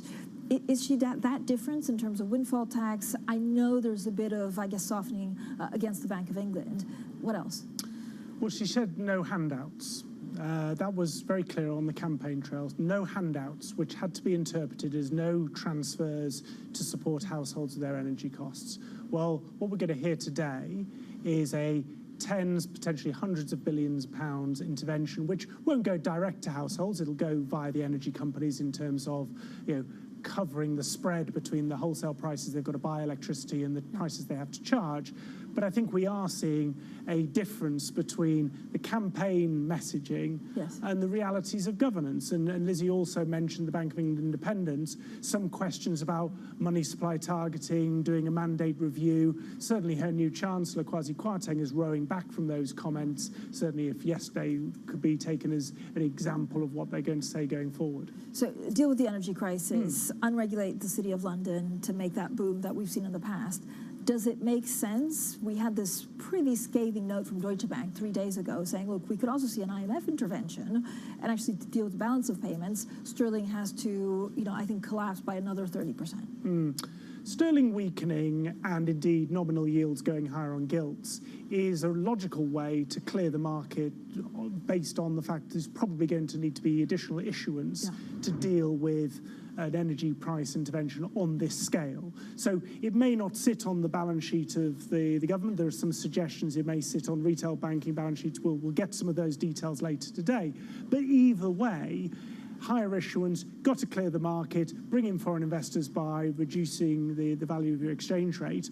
The question is, and it goes back, actually, there's a theme running through the show. It's about the terms of trade, the second-order effects that could happen from a weak pound when we're very import-intensive in terms of the energy mix and the food mix and what that does to the cost of living. It feels a little bit like an emerging market. Am I being too harsh? I don't like that. Our personal view is I don't like that. I think that's a bit too headline chasing from some of the banks that put that out. There is no doubt that sterling has not just been hit by the strength of the dollar, but has also seen some concerns over the institutional structure, the sustainability of its dual deficits. But an emerging market tends to trade on a broader set of factors than just those twin deficits, broader institutional frameworks. And there we've seen a bit more of a firming and perhaps a break from the Johnson era. The Truss era looks to be a little bit more, if you like, consistent with some of those key architects that make it a developing market rather than an emerging market. If you look at the focus on the City of London, is this a good or a bad thing for the overall economy? This is something that we did not hear from Boris Johnson's government, and you could argue, well, it means that they'll focus less on maybe, the counties that need it the most elsewhere. So I think it's a good thing. I think certainly didn't expect Liz Truss on the campaign trail to talk about Solvency II and MiFID II, but she did. And it sounds like they're going to review and continue to review through bills currently going through Parliament and potentially consultations coming out over the winter, whether freed from the requirement to align yourselves with the EU27, whether there are areas which, there's always a delicate balancing act to strike between global and indeed European equivalence, alignment that is, reduces friction on financial services trade versus some stuff which I think very reasonably the FCA, the Treasury are looking at, and the Bank of England will be looking at and saying, actually, this doesn't suit the outsized nature of the UK financial sector, which is 8-9% of GDP, and therefore, to your question, does it suit the UK's interest to perhaps pursue a bit of regulatory arbitrage, given the scale of the financial services sector? Yes, I think it does. So go back to forecast. So when do you see peak pain for the UK economy? And I wonder whether we're maybe being too pessimistic. I mean, not we, but some banks, are also putting like inflation at 20-30%. Where do you see peak inflation next year and peak interest rates? Well, peak inflation, I think, in this cycle will come this year. Lizzie asked what I thought about both the inflation and the growth outlook.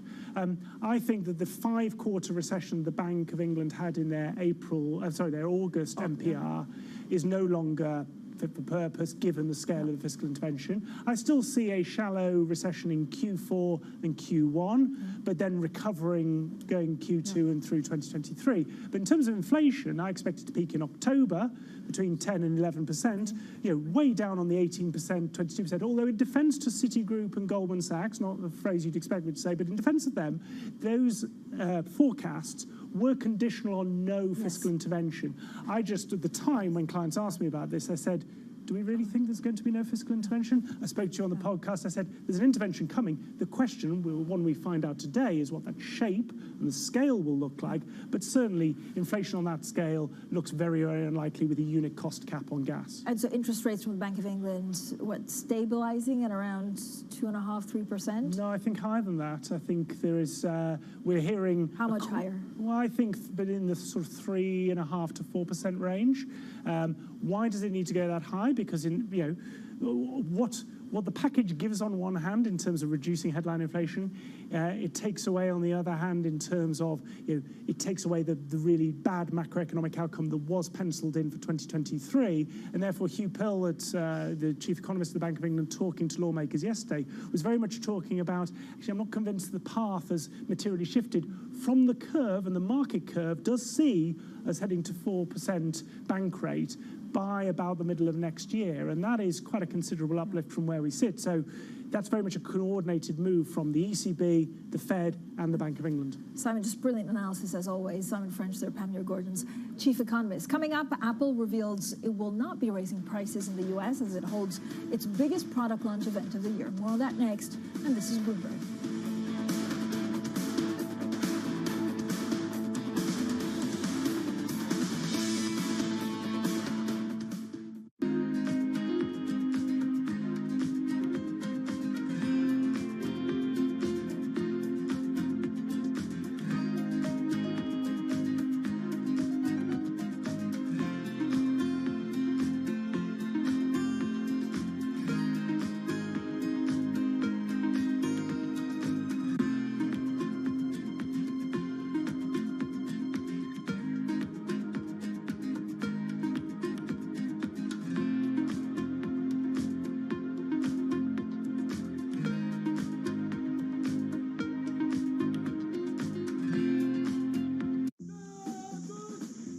China's military power has been growing at an incredible speed over the last 20 years. A strong country must have a strong military, as only then can it guarantee the security of the nation. In terms of sphere of influence, we absolutely know that China wants to be dominant in Asia. So there is a target to get to that point, to be a military that is a peer to the greatest militaries in the world by 2035. The competition for influence is a global one. And through a multi-decade trajectory fueled by planning, money, and pragmatism, China is building a military that allows it to shape the 21st century just as the U.S. shaped the 20th.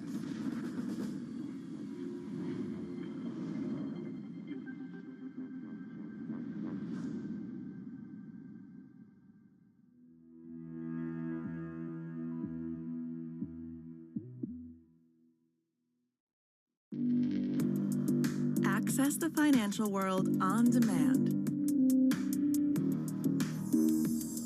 Hear from leading economists, policymakers, and industry experts via live and on-demand webinars, only from Bloomberg. Start exploring to see what's moving the markets. Visit Bloomberg.com/webinars.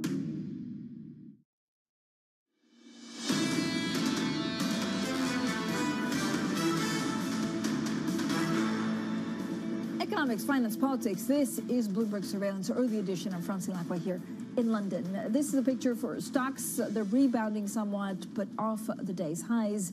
If you look at what, of course, investors are thinking or worrying about, they face a harsh reality of sharp rate rises. The ECB, for example, takes center stage later today. Bloomberg Economics predicting a 75 basis point increase to front-load tightening, even as the region grapples with an energy crisis. Now, at its biggest product launch of the year, Apple unveiled a new lineup of devices with one major surprise. It did not raise its U.S. prices during one of the worst years for inflation in decades. Bloomberg's Emily Chang has more of the details. Coming to you from Apple headquarters in Cupertino, Apple unveiling a slew of new products, including new iPhones, watches, and AirPods. Perhaps the biggest surprise isn't the new technology, but how much it costs. Despite record inflation, Apple isn't raising the prices on its new phones. So you can buy a new iPhone 14 for the same price you could buy an iPhone 13 last year. Of course, there are technological upgrades, especially when it comes to the Pro. Thinner, faster, longer battery life, better camera technology, also satellite capabilities for all the new iPhone 14s, meaning you can send an emergency SOS from wherever you are in the world, even if you don't have service.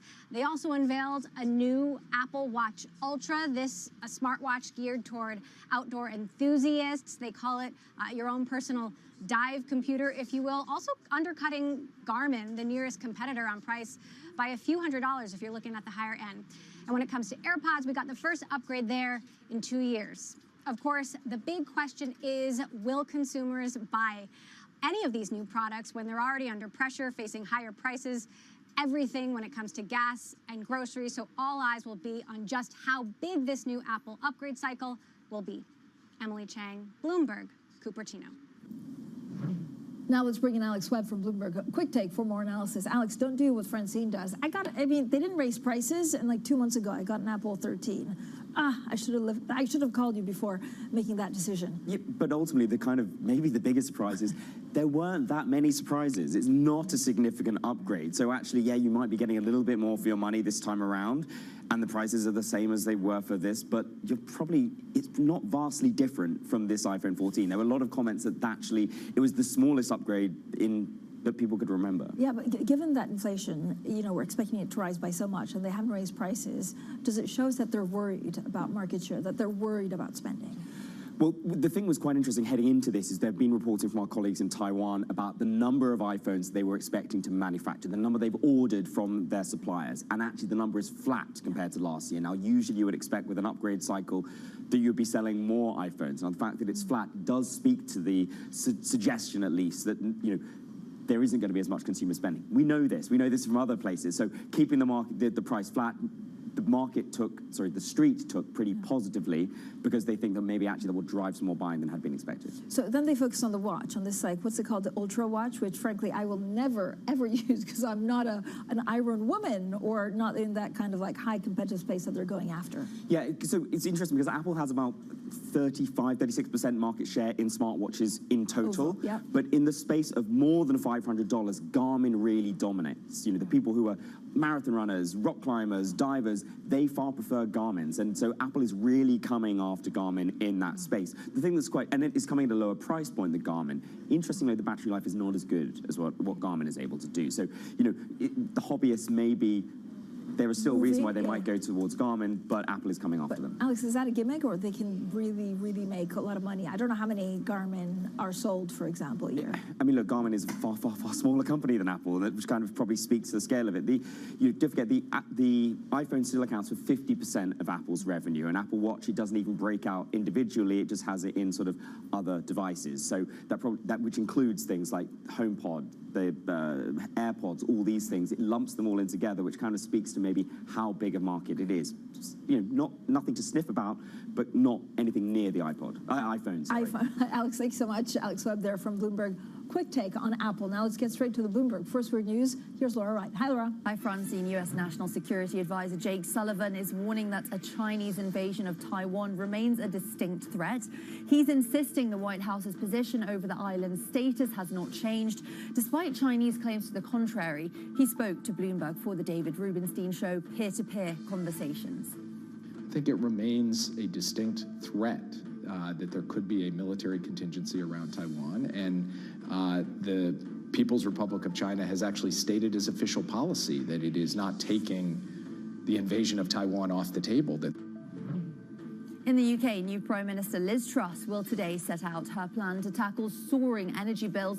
It will be her first significant act as leader. Truss has been trying to evoke memories of her Tory predecessor, Margaret Thatcher. The UK hit another unwelcome comparison to the Thatcher era yesterday, with the pound falling to the lowest level against the dollar since 1985. In the US, President Joe Biden is holding back on a decision to scrap Trump-era tariffs on Chinese imports. We're told that as the administration studies ways to help businesses seeking relief, any decision before the US midterm elections in November poses domestic and international risks for Biden and his fellow Democrats. The Federal Reserve's battle to bring inflation under control will likely cause more harm to the US and world economy than anticipated. That's according to a pair of papers set for presentation at a Brookings Institution conference this week. One says the Fed will have to push unemployment higher to hit its inflation target.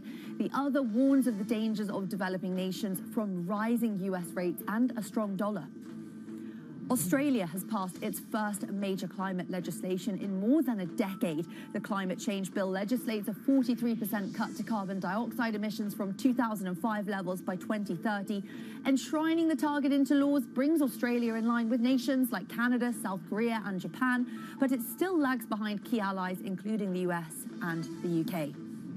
China extended the lockdown of its megacity Chengdu, home to 21 million people. It's the largest city to shut since Shanghai earlier this year. The decision to prolong the week-long lockdown shows Beijing remains committed to COVID-0, even as it becomes more costly for the economy.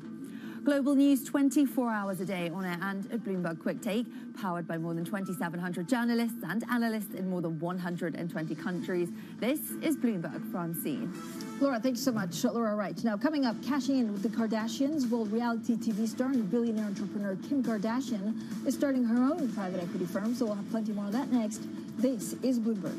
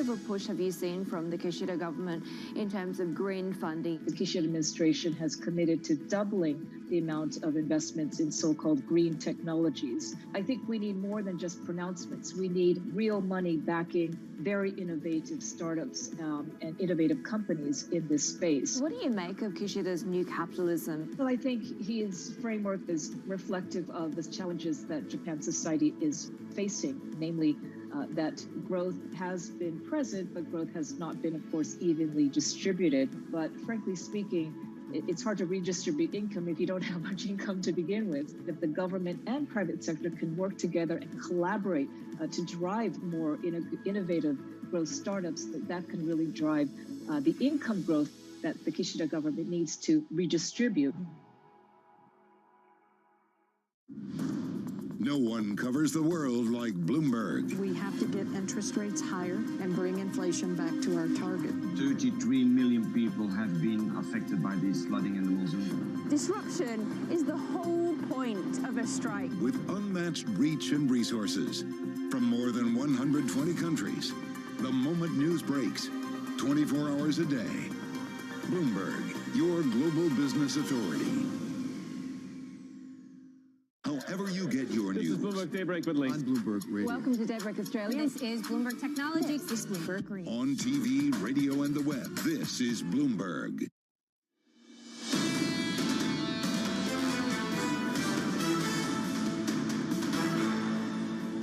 Inflation in our country is just far too high.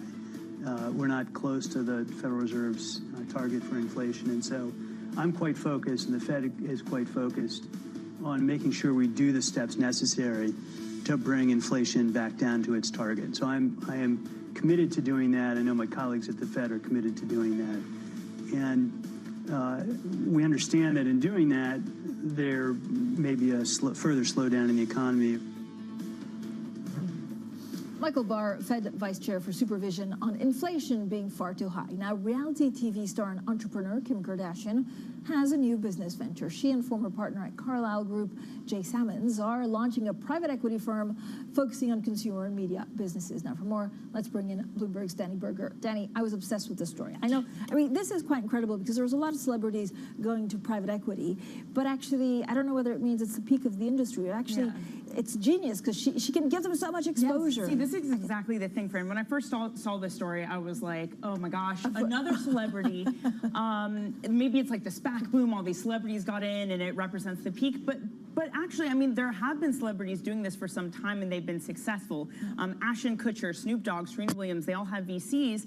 And when you think about Kim Kardashian, I mean, she's run these massive businesses. I mean, she's gotten $4 billion worth of valuations on some of them. She's used to this. Her reach is massive. I mean, it kind of is a really good move in a lot of ways, especially for this Carlyle investor. He was in consumer goods. He's the investment partner. She's the operating partner. It makes sense to me. So she doesn't choose, right? I mean, does she choose the companies? Or I guess if you have her on the other line, you probably take that call in that meeting. Well, so the way that a private equity company a lot of times will work is you have someone who does sort of the investing of it. So we'll do the due diligence. We'll do sort of the wonky financial part of it. And then you have the identifying? So that comes she first, definitely right? Could. Either of them could do deal origination. So you identify, often it will be more the investment partner, but her job likely will be operational, which is you actually work with the companies and probably post about them on Instagram. Post them on, I mean, how many, I think she has like millions of followers. What does it tell us about the market overall? Well, the market overall, it's a tough time for private equity, but a brand name that can get you money right now. There you go, Danny Berger, thank you so much. Our brand name gets us money. Bloomberg Surveillance Early Edition continues in the next hour with Matt Miller and Katie Lyons in New York. Anna Edwards here in London. We'll look at market reaction. It's ECB day, so don't miss what the market is looking at, which is higher interest rates. It's 75 basis points. Is it 50 basis points hike that we get from ECB? We'll hear from Madame Lagarde a little bit later on. This is Bloomberg.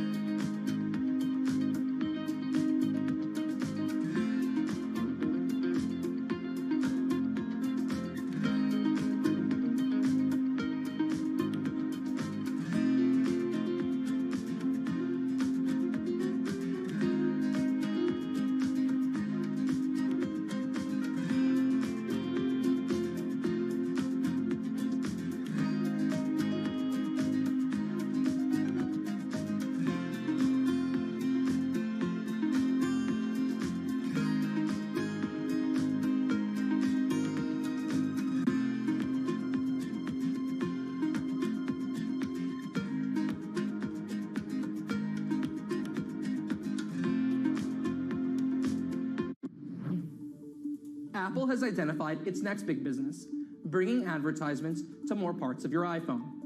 Today, Apple pushes ads in 3 places: the App Store, Apple News, and the Stocks app. In the News and Stocks apps, Apple shows display advertisements. That means that third-party companies like car dealerships or mortgage lenders can showcase their advertisements just like they can on a website. On the App Store, the situation is different. There, Apple has search ads. This allows developers to buy their way into showing up higher on search results.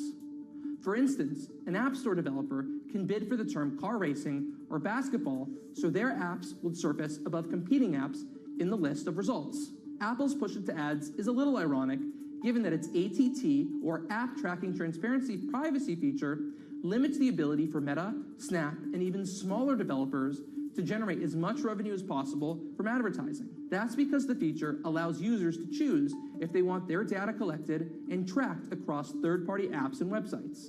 Still, Apple's hoping to expand its own ads business and is planning to add search ads to its Maps app. Other areas where ads could eventually appear are in Apple Books and Apple Podcasts, along, maybe one day, with an ad-supported tier of Apple TV Plus to compete with new offerings from Netflix and other streaming video providers. I'm Mark Gurman. This is Power On. The difference between missed opportunity and actionable intelligence. For in-house attorneys who strive to provide superior counsel and strategic advice, Bloomberg Law offers an unmatched platform of analytics tools and business intelligence. All to help improve productivity, mitigate risk, and inform decision-making. For the comprehensive platform that helps you work smarter and faster, the difference is Bloomberg Law.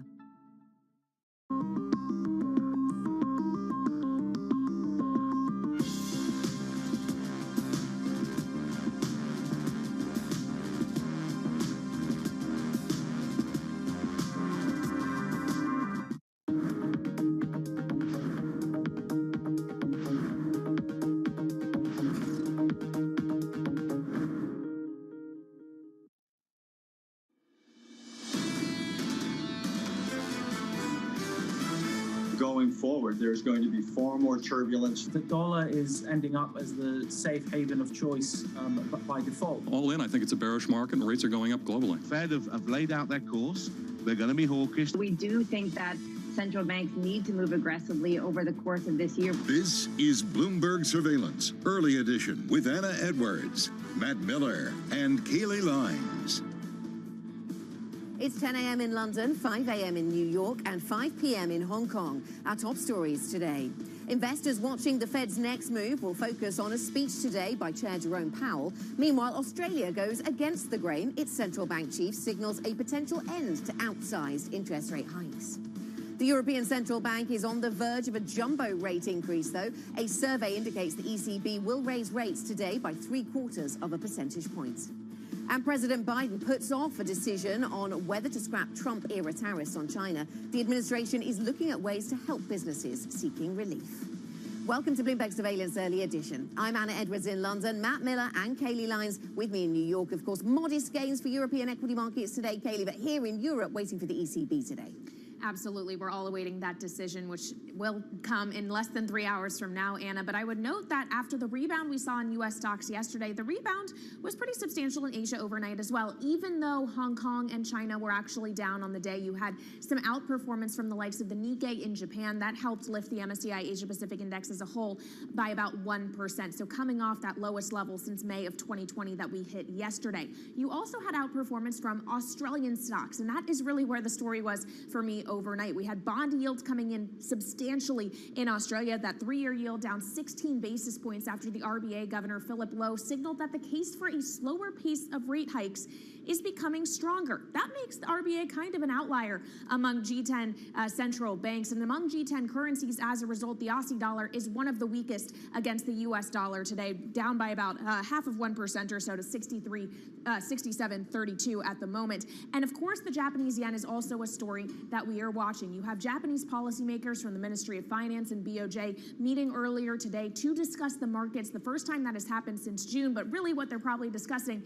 is the weakness of the Japanese yen, which is true once again today. We are at 144.10. This is the handle we haven't seen going all the way back until August of 1998. And it raises a question, Matt, of whether or not intervention in some form may be coming down the line. Yeah, absolutely. We're all watching for that. Yesterday in the U.S., we saw a monster bounce in stocks, a turnaround after Lael Brainerd said that the rapidity of the tightening cycle creates risks associated with over-tightening. And so that combined with really low oil prices, kind of a collapse in the oil market, 5 or 6%, created this bounce, which is the biggest that we've seen almost in a month. Dan Curtis, our producer in London, points out that these are both on Wednesdays. Should we read something into that? I don't think so. Today, in terms of futures, we're looking at some slight gains here. Well, very slight, 1/100th of 1%, but we have seen futures in the green all morning. The dollar index continues its climb, and oil right now is little changed. But look at this, Texas Intermediate at 82. We saw with an 81 handle earlier. We saw Brent with an 87 handle. So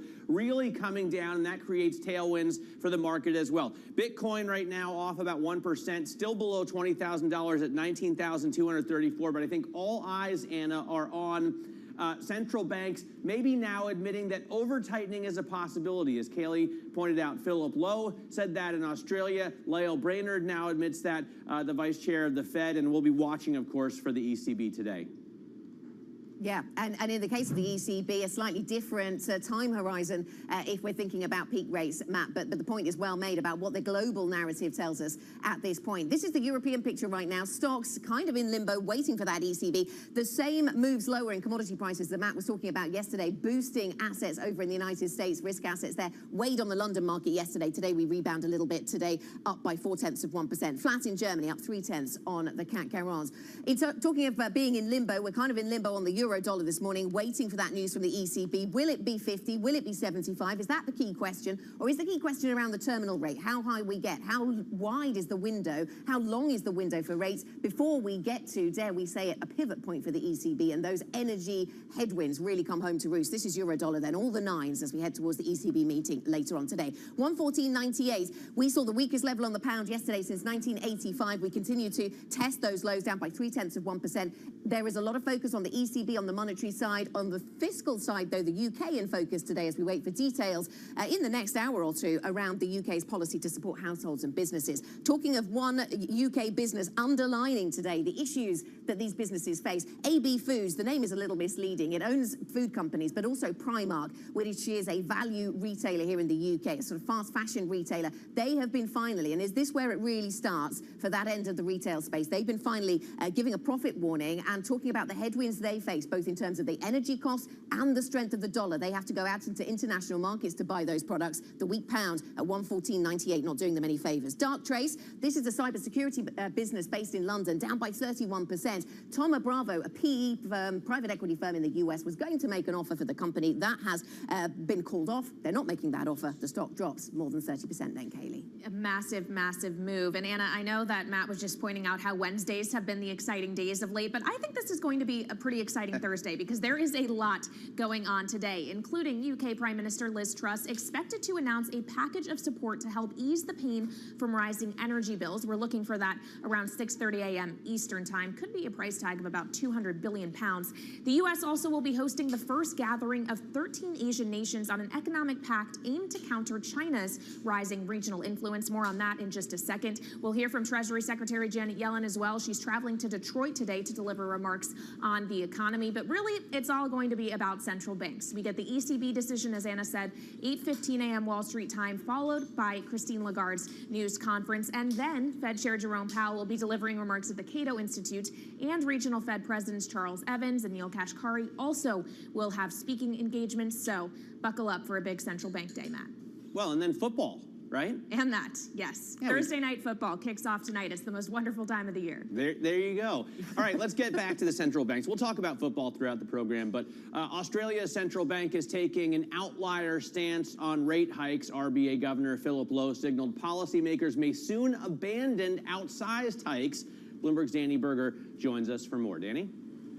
Yeah, Matt, this certainly got the market excited early this morning, again, very early this morning, London time, that this represented a pivot point for global central banks that perhaps are not going to go at it as hard as they have. And now I kind of can't decide whether this is a market grasping at straws. We did see some of that global move unwind slightly, whether this is just really Australia specific. But look, the RBA Governor Lowe did say things that might chime with other policymakers, essentially saying that they need to wait to see how this transmits through, and a higher cash rate means they won't have to go at it as fast. And look, there's some evidence that Aussie 2-year yields, they have been the first to move. We've seen it this cycle that they moved higher before the U.S. did, for example. Adding to this argument, we had the Bank of Canada this week as well going 75. Not going 75, I mean, they didn't go as big as many had thought that they would. So perhaps it's gathering evidence, but at the moment, look, they really are the outlier. We continue to hear from Fed chairs saying that, you know, we are going to be committed to this job of bringing inflation down. Okay, meanwhile, back to the Fed conversation then, Danny, and seeing if there is any read across. Fed Vice Chair Lael Brainard reiterated the Fed's commitment to driving down inflation, although she also talked about some of the things Matt was saying about the sort of two-sided risks. She spoke at a conference yesterday. We're in this for as long as it takes to get inflation down. So far, we've expeditiously raised the policy rate to the peak of the previous cycle, and the policy rate will need to rise further. So, Danny, how are banks and forecasters putting together the latest thoughts from these Fed officials and coming up with their forecasts? Well, I think it's clear to anyone listening that the Fed's not going to back off. And in that line, we had Jan Hatzius saying that they've upgraded their forecast. They think the bank's going to go 75 this month, 50 the next month, potentially 25 in December. Now, I got to say, there's some element of Goldman playing catch up to the market. I have in front of me for our radio listeners the market pricing for all the different meetings. They're not too far off from 75, 50, and 25. But it is notable that we're hearing from Fed speakers saying this. We're about to enter a blackout period. We get Powell today. So it does feel like they're trying to prime the market, saying, listen, we're still doing these jumbo rate hikes. We still are not done bringing inflation down. All right, a job ongoing. Bloomberg's Danny Berger, thank you so much. To another central bank now, the ECB is holding its first monetary policy meeting since July, when officials raised the key rate for the first time since 2011. The central bank is on the brink of a jumbo 75 basis point hike in rates to wrestle back control over record inflation, even as the risk of a Eurozone recession rises. Bloomberg's Europe correspondent Maria Tadeo is in Frankfurt and is joining us now. Maria, who would have thought we'd be talking about an ECB potentially moving 75 today? Well, Kaylee, they have to. I mean, that is the only way to go about this. The only way is up for the European Central Bank. This is a single mandate central bank. It's about price stability, close but below 2%. And if you take a look at around the inflation picture in the euro area, in some countries it now more than triples that goal. So they have to hike. There's no question about it. The only debate, if anything, the real tension going into this meeting is, will it be 75 or can it be 50 basis points? Now, when you look at the 75 basis point camp, what they say is, the reality is there's a window, and when that window opens, you have to take decisive action. This is also about the credibility of the institution. You have to hike 75 basis points today. The 50 basis points, this is a minority, but they do make a fair argument, which is you could be hiking aggressively by European Central Bank standards at a time in which, of course, the European economy risks a recession and a full-blown energy crisis. Yeah, and talking about those risks of recession, the energy crisis is a real wild card, a real unknown for all European policymakers. The flow of gas, the weather, just how cold it gets over the winter, all these things that the ECB has to factor in. Yeah, and Anna, this is on everyone's minds, be it here at the Central Bank in Frankfurt, back in Brussels with the European Commission. This is the one externality that they cannot control, but they can prep for it. And Anna, tomorrow, to me, the choreography that we go from the ECB in Frankfurt to Brussels with that very important energy minister meeting that is scheduled to take place tomorrow, it does tell you that the story now, the geopolitics, the economy, inflation, it really has become a single story. I would point to the words of the head of the Commission, Ursula von der Leyen, yesterday. She was defiant, saying Europe is not going to fold into the blackmail of Russia. The goal is to cut down revenues from energy and also stabilize prices for European consumers. The question is how. Hopefully tomorrow we get some clarity on that front. All right. Thanks very much, Maria Tadeo, there in Frankfurt reporting on the ECB. Stay tuned for our ECB coverage all day long. Christine Lagarde's news conference today starts, the coverage starts at 8:15 New York time, 1:15 in London. We'll be on it, as I said, all day long. The U.S., meanwhile, will host its first gathering of Asian nations on an economic pact aimed to counter China's rising regional influence. That event kicks off today in Los Angeles with 13 countries attending. This comes as President Biden is holding back on a decision to scrap any Trump-era tariffs on China imports. Earlier this summer, the president had signed off on a new exclusion process for exemptions from tariffs on manufacturing materials imported from China. Jack Fitzpatrick, Bloomberg government reporter, joins us now from Washington, D.C. for more. So, Jack, what do we know? At this point, we know there's not going to be a decision now on the possibility of reducing Trump-era tariffs. What we also know as far as the timeline is there are a couple things to look for. One, there's an October Chinese Leadership Congress meeting that plays into that decision. And of course, the U.S. November midterms are a major point because any decision to reduce these tariffs on China could look weak between President Biden and his relationship with Xi Jinping, and that there's a lot of willingness in Congress to push the president toward, if not a hawkish stance on China, at least sort of the appearance of being tough on China. So over the next few months, it would be very difficult politically for the Biden administration to make a final decision. And yes, as you mentioned, the Office of the Trade Representative has started a process that would at least allow businesses to point out tariffs that they think would be particularly harmful to job creation or anything along those lines in the U.S. But for now, there's not going to be a decision, as there are a few major political points over the next couple months that would make that difficult.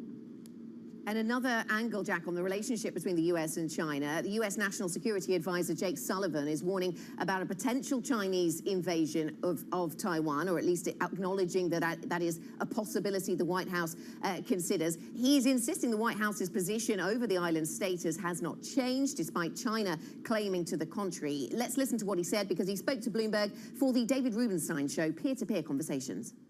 I think it remains a distinct threat that there could be a military contingency around Taiwan, and the People's Republic of China has actually stated as official policy that it is not taking the invasion of Taiwan off the table. Jake Sullivan there setting out the U.S. position. So the U.S. very firm that in their view, their position over Taiwan has not changed.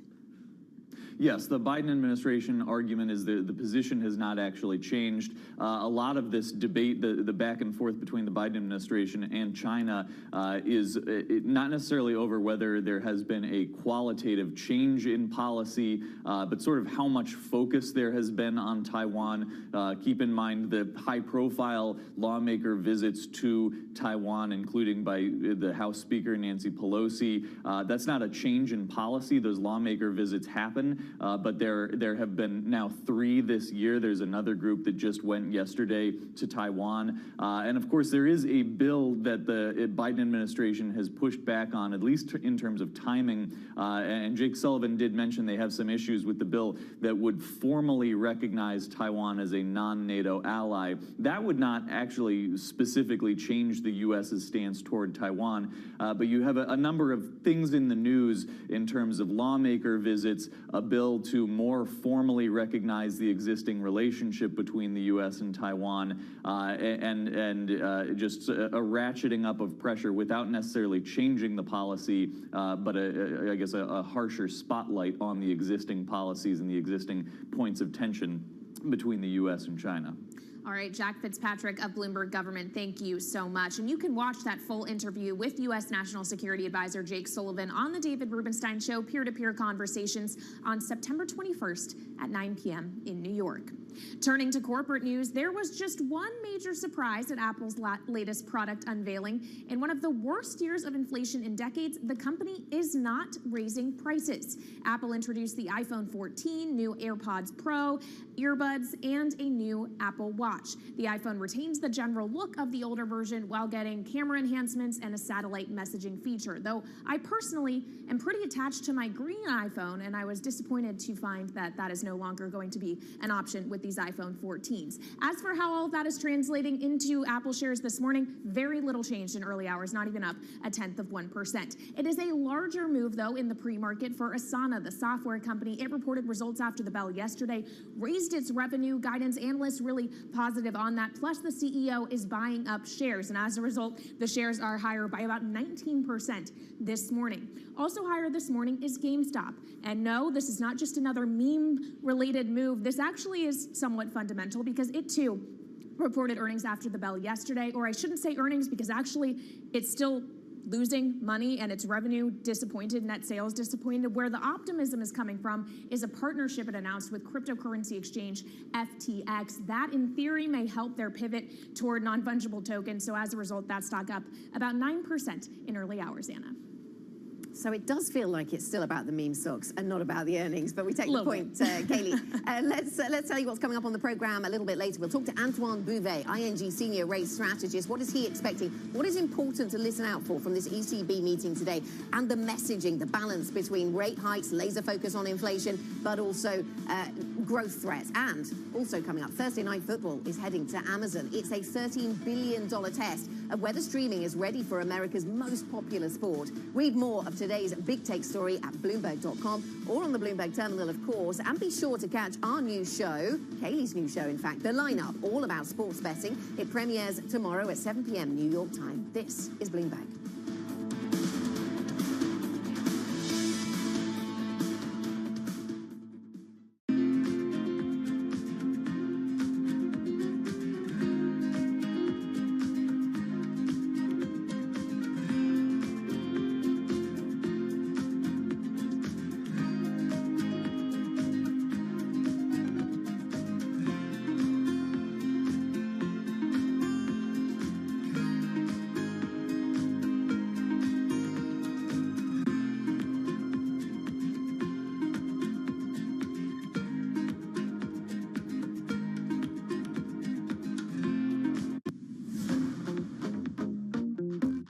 Possible the industry is in an arms race that will lead to spending itself into an oversupply. I mean, that has happened before. We've looked at this very carefully, and the digitization of everything. Tell me what aspect of your life, Emily, isn't becoming more digital? Well, I'm trying to prevent that, but yes, I think it's happening. And COVID has accelerated that. The industry crossed $500 billion last year, the semiconductor industry overall, and estimates are $1 trillion, a doubling by the end of the decade at that point. I believe those estimates. And it's not that there's not going to be some blips and turns on the way, and the majority of that is driven by leadership process technology, of which only 3 companies can satisfy that need.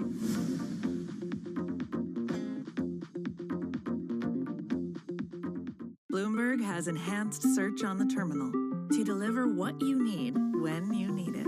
Now, you can simply type phrases in everyday English in the command line. Compare financials. Find people. Analyze markets. You can enter phrases or ask questions. What do you want to know today? Ask a question or visit SearchGo to find answers now.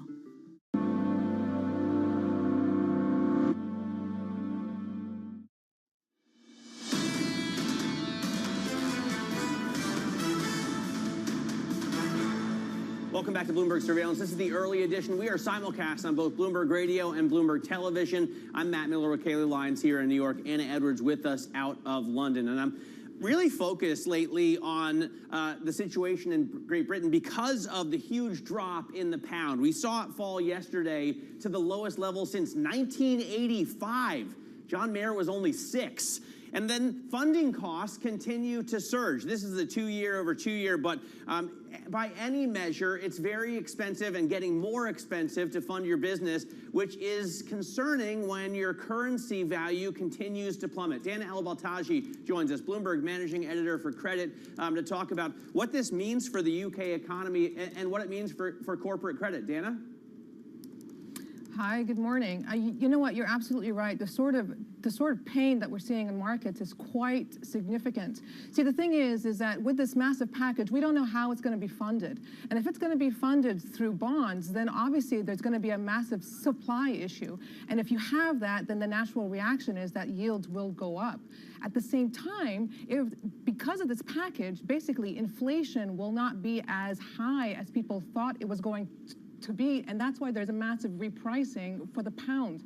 It's a double whammy, and it's extremely painful. Repricing for the pound and the short end of gilt curves. Then, Dana, thank you very much for your thoughts. Bloomberg's Dana El-Baltaji joining us with the latest on the UK market. More on that to come. For more market analysis, check out MLIV Go. That's the Markets Live blog on the Bloomberg terminal. This is Bloomberg.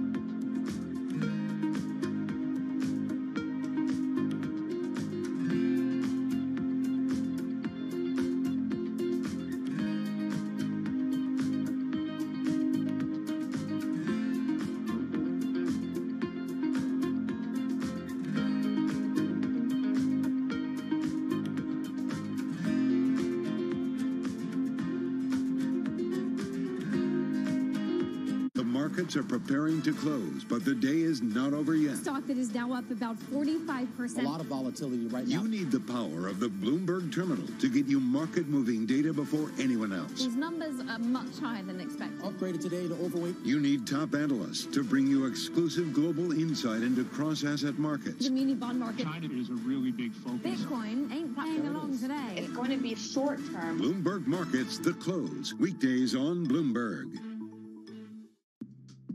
Steve's ability on the course may not be etched into any record books, but following him around, it's clear that it's not for lack of trying. Jeez. We were constantly hustling behind him as he caught up with executives in the portfolio companies and reminisced with former and current players. He's a day trader. He called himself self-made day trader. Yeah. And so he's on the bus after a game in New England, and he's day trading on the bus, and Bill Belichick sees him and cuts him on the spot. You know, in many ways, it's a convention, right, of the people that I don't see maybe once a year. And so it's kind of all come together. My firm, our charity, fundraising efforts, and then the friends that are around. My dad and my brother, it all happens right there as a confluence of all these parts of my life that have found its common center.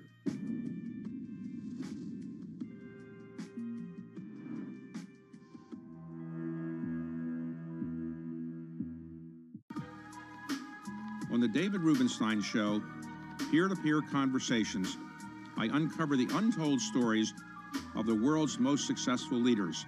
Watch Wednesdays on Bloomberg Television. Access the financial world on demand. Hear from leading economists, policymakers, and industry experts via live and on-demand webinars, only from Bloomberg. Start exploring to see what's moving the markets. Visit Bloomberg.com/webinars.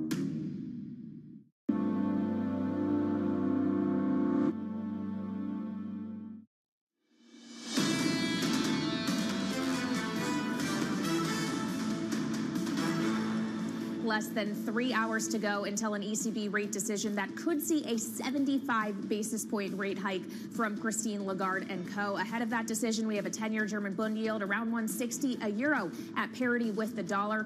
What will it all ultimately mean for these markets, especially if it is a jumbo move? Antoine Bouvet, ING senior rate strategist, will join us next to discuss. This is Bloomberg.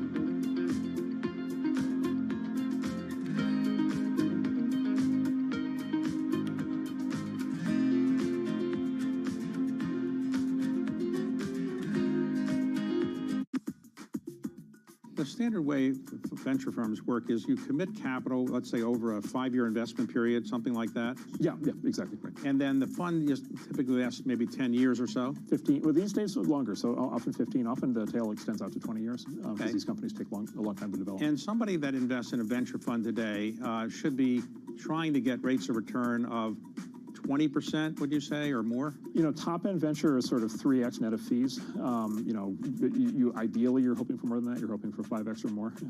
You know, you're illiquid the entire time, right? So you'd hope to get paid for the liquidity.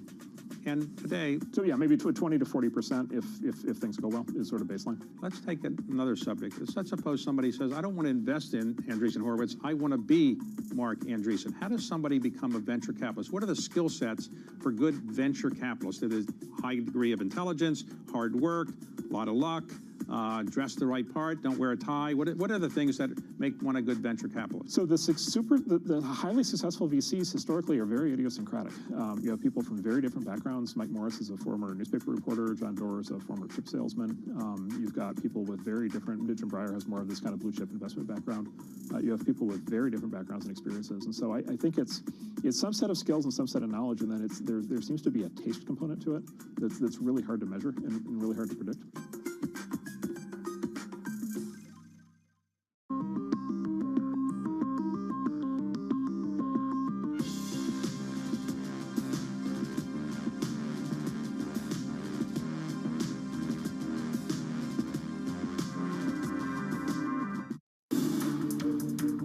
Every Friday with 30 minutes dedicated to fixed income, I'm Jonathan Ferro. This is Bloomberg Real Yield.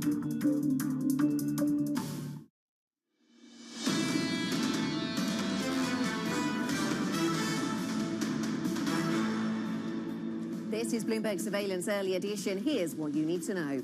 Investors watching the Fed's next move will focus on a speech today by Chair Jerome Powell. Meanwhile, Australia goes against the grain. Its central bank chief signals a potential end to outsized interest rate hikes. The European Central Bank is on the verge of a jumbo rate increase. A survey indicates the ECB will raise rates today by 0.75 of a percentage point. And President Biden puts off a decision on whether to scrap Trump-era tariffs on China. The administration is looking at ways to help businesses seeking relief. I'm Anna Edwards in London with Matt Miller and Kaylee Lines in New York. Matt, European equity markets, we had a sort of mixed bag yesterday, whilst the US had a really strong session. So we played a little bit of catch-up, but now kind of in limbo as we wait for the ECB. Yeah, we were up big yesterday here after Lael Brainerd suggested there could be risks to over-tightening, and after oil fell, we had an 81 handle on one point on text intermediate. We're now coming back down a little bit in terms of futures. Not much, only about 0.1%, a little less than that. Nonetheless, the direction looks like it's changing ahead of, what is it, 4 hours? 4 hours. Yes. 4 hours until the market open. Bloomberg U.S. dollar index is rising, on the rise again, although not as high as we saw it yesterday. Still, the strong dollar has been a tailwind for, a headwind for other countries' economies. And one of the things I think that's pushing central banks to act maybe a little bit more, the ECB may be hiking 75 basis points today. NYMEX crude, yeah, still with an 81 handle. It's coming back down now, about 0.75%. This is really interesting because we even got a production decrease from OPEC Plus, but with the lockdowns in China, you can understand that demand is less by about 27 million people. Bitcoin falling about 1%, 19,220, but still hovering around that $20,000 level. Kaylee, what do you see in terms of pre-market movers? That's what I'm here for, Matt. Deliver the pre-market movers and help you tell time. So Thank you. In terms of pre-market movers, GameStop is what I want to start with because, of course, this stock often moves with nothing related to fundamentals, but we actually got some news yesterday. The company delivering results, I say results after the bell because it's still losing money and net sales disappointed. But where the optimism is coming in this morning is the fact that they announced a partnership with FTX, the crypto exchange. Maybe that helps with that shift to NFTs. So that stock is up the better part of 10% before the bell. And a number of stocks are moving related to analyst action as well. Deutsche Bank upgrading Moderna to a buy in part due to strong earnings results. So that stock is up about 2.2%. Stifel initiating a buy rating at AMD, citing an executing on the product roadmap going pretty well. So that stock is up about 0.5%. And then First Solar upgraded to a buy at Goldman, a 172 price target, which would be about 28% upside to where the stock closed yesterday. It's up about 4% in early hours this morning, trading right now at 140, Anna. Kaylee, we did have small gains on European stocks earlier. We just dropped to unchanged on European stocks. There's a lot to wait for, though. Details on the fiscal stimulus in the UK, details from the ECB on their thinking, the communication and how it falls down between those two stools of fighting inflation, of course, but being mindful of the risks to growth in the future. This is what limbo looks like on the pound as we wait for further details of fiscal policy. 114.82, that low that we haven't seen since 1985 being touched in yesterday's session. This is ABF, the Associated British Foods business, which owns the fast fashion chain Primark, and they had a profit warning this morning, announced a profit warning, and really it's a sort of classic twin worries for UK business right now. On the one hand, the higher cost of energy. On the other hand, the strength of the dollar, the weakness of the pound means going out into those international markets to buy those clothes is more expensive. Darktrace is a cybersecurity business, of course, Matt, here in London, and it is down by 34% or so today because the private equity business Thoma Bravo, based in the US, was going to buy the company. Those talks, though, have now been called off.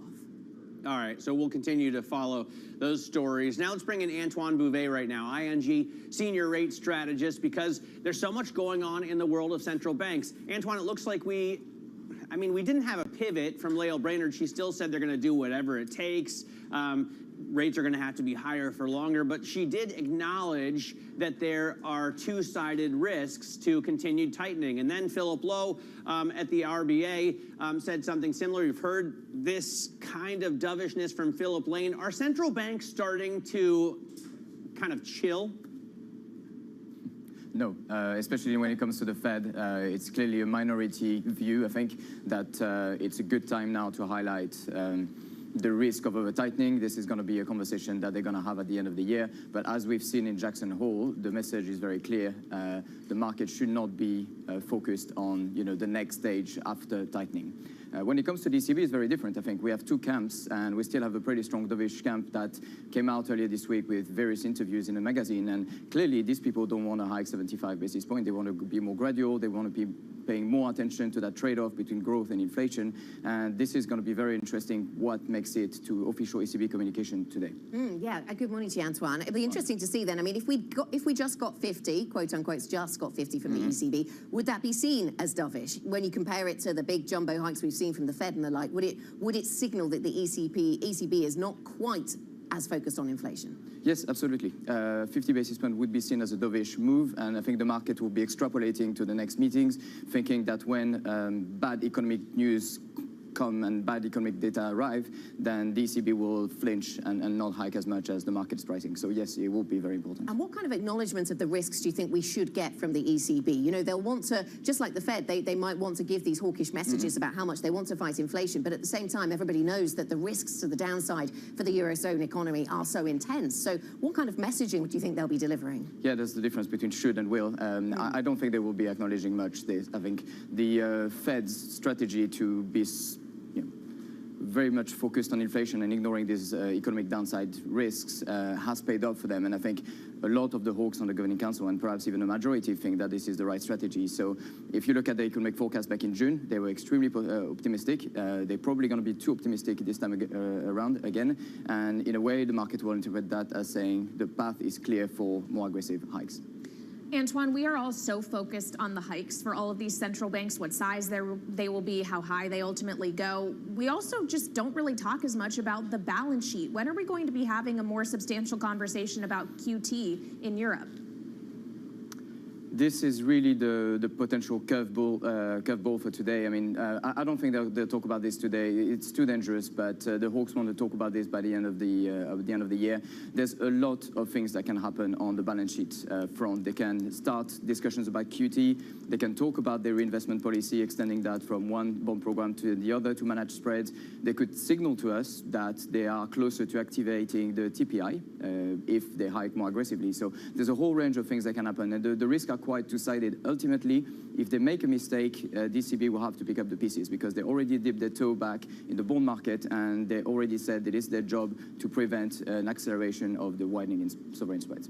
All right, well, we may or may not get some insight into that then in about 3 hours' time, Antoine. Before we get there, we also expect to hear from UK Prime Minister, new Prime Minister Liz Truss, outlining her plans for energy support for consumers and energy companies. How do you price fiscal policy in the UK to the tune of perhaps £200 billion and what that ultimately is going to mean for gilts?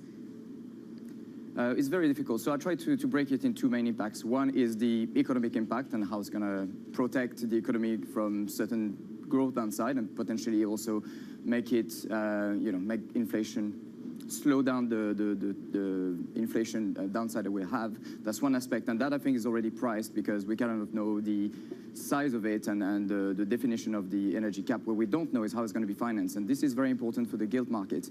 Unlike the pandemic in 2020, 2021, the Bank of England is not buying bonds anymore. They're releasing them in the market through quantitative tightening, and they will be selling them in September. So if you add up quantitative tightening, if you add up the existing deficit, the new deficit on the energy cap, plus potential tax cuts, that's a lot of money that private investors are going to have to put into the gilt market.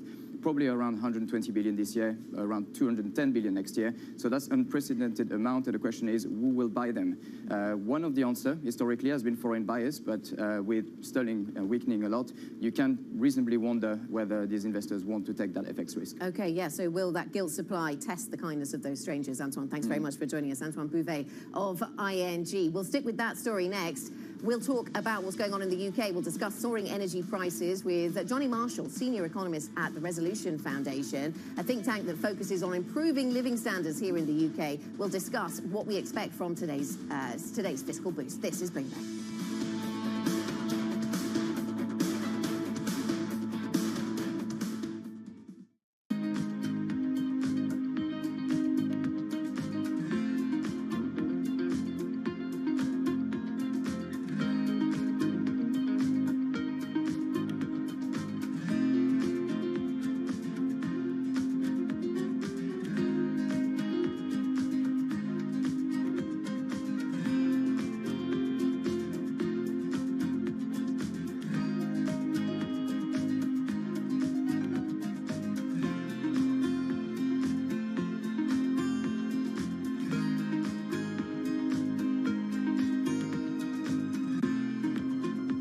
While Teslas and the like make for good headlines, the reality is that even if every car on the roads today went electric, it wouldn't be enough to curb global emissions to avoid catastrophic climate change.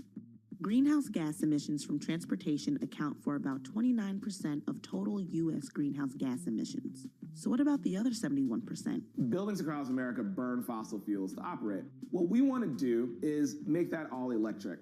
Instead of burning oil and gas to give us the energy and electricity we need, we want to do 100% clean energy, all electric. We want to turn buildings into Teslas. Just like a Tesla or an electric vehicle is all electric with no fossil fuels, we want to do that with our buildings. And if we can do it in one building, we can do it in all buildings. And if we do it in all buildings, we'll reduce 30% of U.S. greenhouse gas emissions.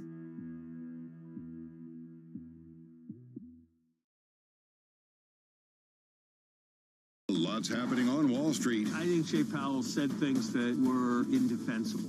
Need to catch up? This is Bloomberg Wall Street Week. I'm David Weston. We've got the information and insights We think that's the next secular shift. from businesses most influential and instrumental. It's knocking it out of the ballpark. It's a challenging dynamic. This is a level of uncertainty that we haven't had to deal with. Bloomberg Wall Street Week, live Friday with replays all weekend on Bloomberg Television and Radio.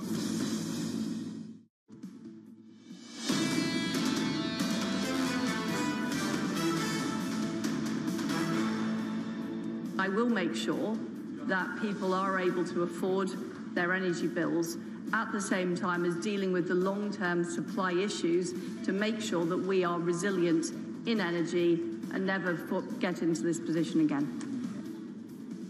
The UK's new Prime Minister there, Liz Truss, speaking yesterday during Prime Minister's questions in the House of Commons. Now, Truss is expected to lay out her plan to help ease the pain from rising energy bills. That's at 6:30 Eastern Time, so in around 45 minutes' time.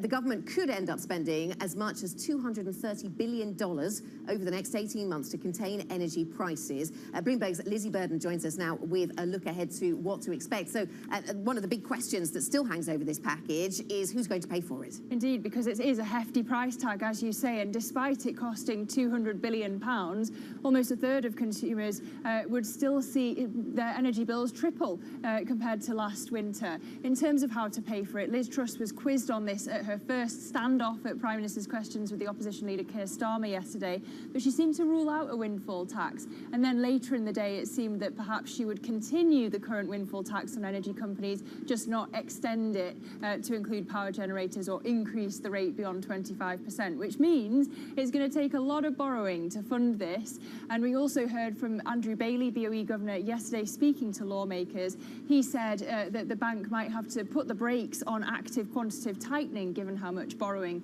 it's going to mean, which brings us back to the former Chancellor Philip Hammond's warning to Liz Truss on Bloomberg TV. The markets are watching. Yeah, absolutely. And to the gilt conversation we just had with our guest from ING. Lizzie, thank you very much. Bloomberg's Lizzie Burden with the latest there on what we expect. Let's get a deep dive into this then, and more on energy and the policy options that governments face, not just here in the UK, but elsewhere as well. Johnny Marshall joins us, senior economist at the Resolution Foundation, a think tank that focuses on improving the standard of living for low and middle income earners. Johnny, great to have you with us. So from your perspective, with the goals that you have in mind for this kind of policy, what would make a well-designed policy? Good morning. So there are a number of things that any sort of policy in the energy sector needs to be considerate of.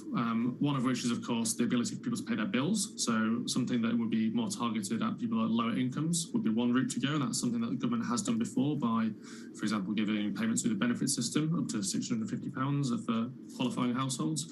There's giving flat amount of money to everybody, which is also apparently set to continue following the announcement today, with £400 going into everyone's account.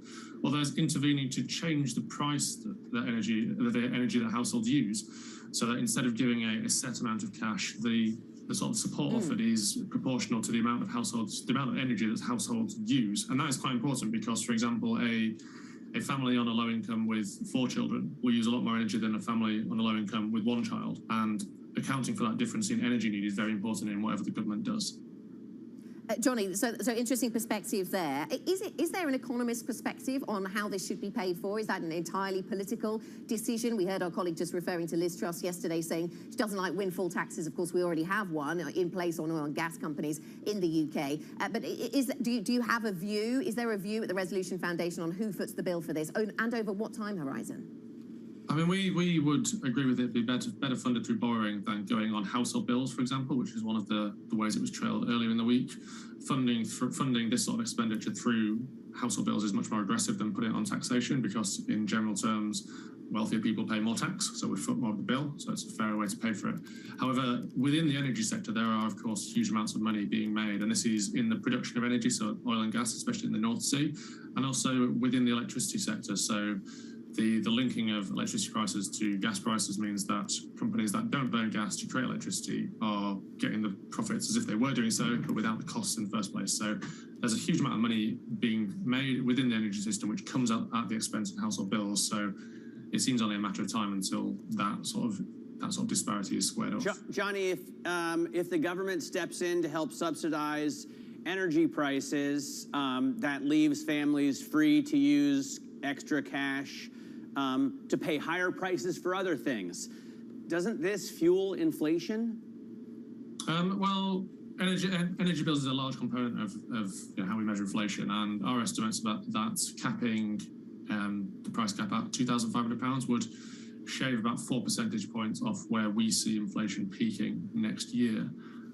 Of course, there are wider factors. The cost of living crisis isn't just focused on energy bills. The price of energy feeds through into how we get around, what we eat, what we buy, everything else.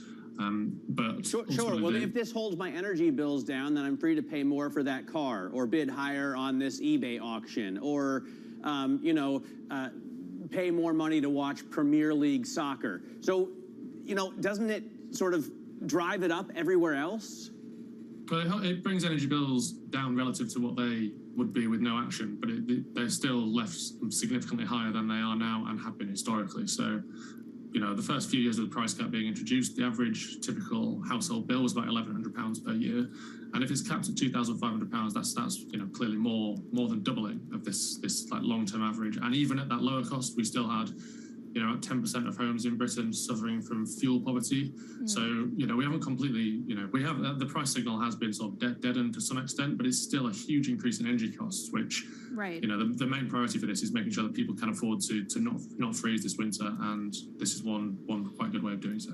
But Johnny, here's the thing. We're talking about this winter, and sure, you can help them out this winter by capping energy prices, but is this just going to have to become permanent policy if the gas supply issue is a problem for Europe and the UK for many winters to come? I spoke with one commodity strategist yesterday who said we're going to see elevated natural gas prices through 2025, 2027. I mean, the UK is hugely structurally reliant on natural gas. As a nation, the UK, doubled down heavily on gas when it started flowing out of the North Sea in such volumes. And as such, we're on the household level, we're one of the most gas-reliant nations for heating our homes.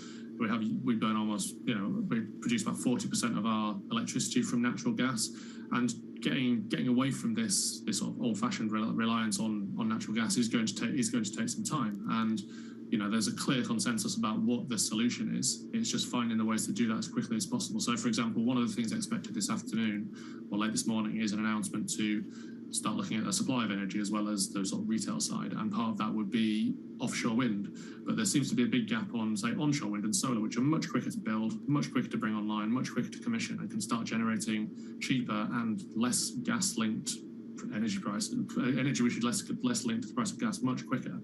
So we should be looking for more of these sort of big structural changes in our energy sector. We need to reform our energy markets in general so that the price of gas isn't such a dominant factor in parts of the energy sector for which it isn't relevant. And also we need to cut energy use at home. This is by insulating houses, by changing behaviour. All of this is needed to bring bills down. And we expect we might hear some more on that today as well. Johnny, thank you very much for your time. Really good to speak to you. Johnny Marshall, Senior Economist at the Resolution Foundation. Coming up on the programme, Amazon makes a $13 billion bet on America's most popular sport. More on today's Big Take next. This is Bloomberg.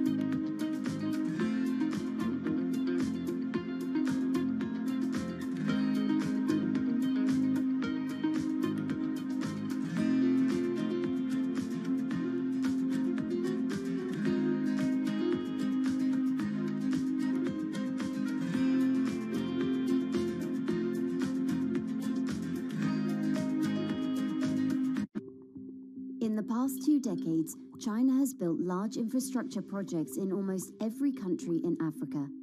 African governments themselves said, we are tired of aid and charity. We want to do trade. We want to be treated like partners. The Chinese came along and said, great, we don't do aid and charity. We want to do business with you. Global Gateway will mobilize 300 billion euros till 2027. Now the US and Europe are answering back with their own infrastructure initiatives to counter China, but African experts are skeptical. China has been that guy around the corner with, a bouquet of flowers to Africa, the US, Europe and the UK have time and time again said, be careful of the flowers you see out of the window, they have thorns on them.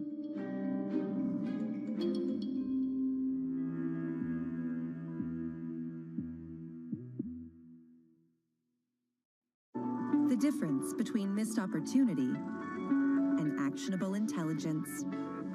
For in-house attorneys who strive to provide superior counsel and strategic advice, Bloomberg Law offers an unmatched platform of analytics tools and business intelligence.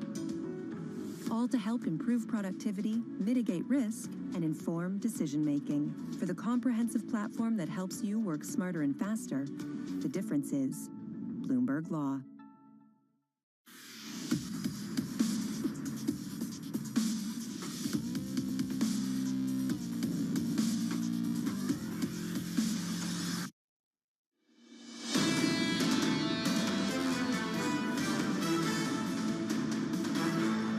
This is Bloomberg Surveillance Early Edition. I'm Matt Miller with Kaylee Lyons in New York. Anna Edwards with us out of London. Let's get over to Tom Keene right now, co-anchor of Bloomberg Surveillance, to preview the program and show us, Tom, your single best chart. What have you got? Single best chart is chart of the year. It's one part of chart of the year, Matt. It avoids Japan. Just for TV and for today with a focus on the ECB, I thought I'd take Japan out of chart of the year. It is nominal GDP back 20 years with America well-ordered in a perfect straight line, and Europe a train wreck. There is the boom in Europe of 15 years ago, and then coming off 2009, as you lived in Germany, Matt, Europe absolutely flatlines. The delta here is about 119% growth over 20 years for the United States versus a nicely lower number for Europe, and I'm going to call it the Powell Lagarde Delta. It's an extremely emotional chart about what 75 basis points means to Christine Lagarde. A nice reminder of the real long-term challenges the Eurozone faces then, Tom, and rather than just the short-term ones, which we talk about a lot. Who are you going to be talking to about these issues? Well, we've got a number of people to talk to today, but Anna, you are dead on. This is little to do with the war in Ukraine. It's accentuated it, but most of these ideas were here before. John Leese and I are going to drive forward to the ECB today, a wonderful study. I really want to highlight Holger Schmieding of Berenberg. He is truly one of the most astute market economists in Europe. Elsa Lingo starts us strong on weak sterling and weak yen. All right, Tom Keene, always dead on. Thank you so much. Now let's take a look at what else we're watching today other than central banks. It's football. It's my favorite time of the year. NFL kickoff is tonight with the Bills versus last year's Super Bowl champs, the Los Angeles Rams. Our big take story today is looking at the fact that Amazon, as of September 15th, will be the only place where you can watch Thursday Night Football after its $13 billion deal that will last for about 11 years. But Matt, it's the most wonderful time of the year. Most people go into seasonal depression in the winter. I think mine is February to August when there's no football. So I'm so excited because football is my absolute favorite, as are sports in general, which is why I'm super excited that starting tomorrow, we have the debut of my and Damian Sassauer's new sports betting show, The Lineup. It's a huge industry, $100 billion handle potentially expected in 2022. We're going to dig into what bets are most likely to pay off historically. Nice. It's going to be really awesome. So I'm really actually excited. I'm super pumped about both of these things because I've been out of this country for the last 5 or 6 years. I haven't been able to watch the NFL, so I'm definitely looking forward to getting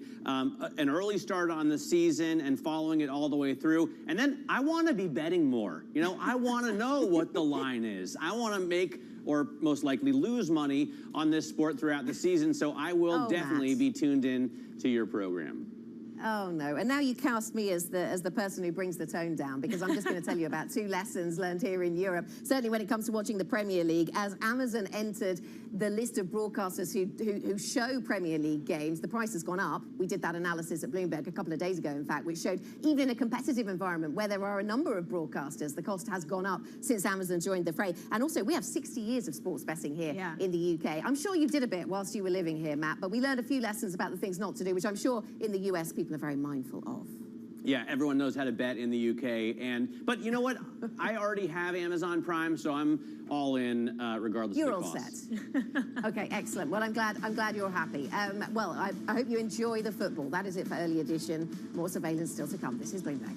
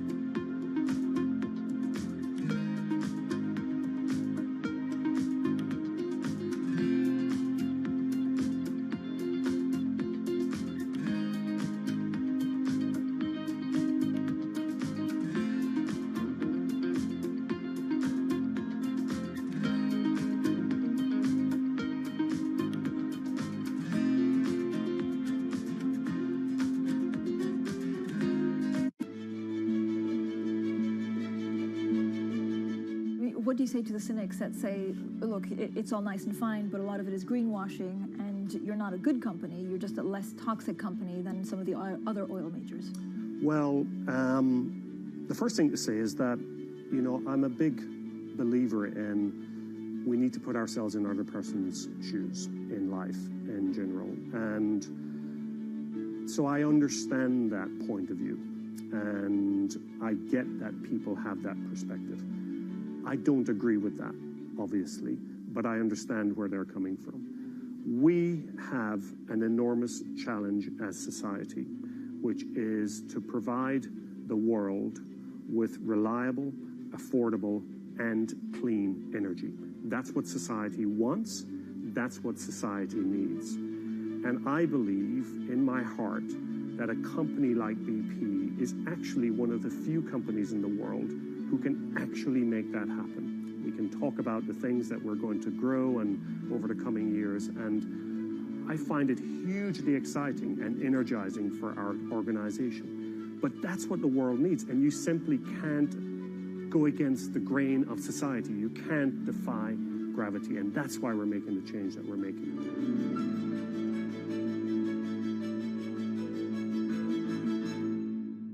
A $7 trillion industry. There's a lot of ground to cover. Prepare for an economic hurricane. We'll show you what's happening in ETFs like no one else. Bloomberg ETF IQ. Today on Bloomberg.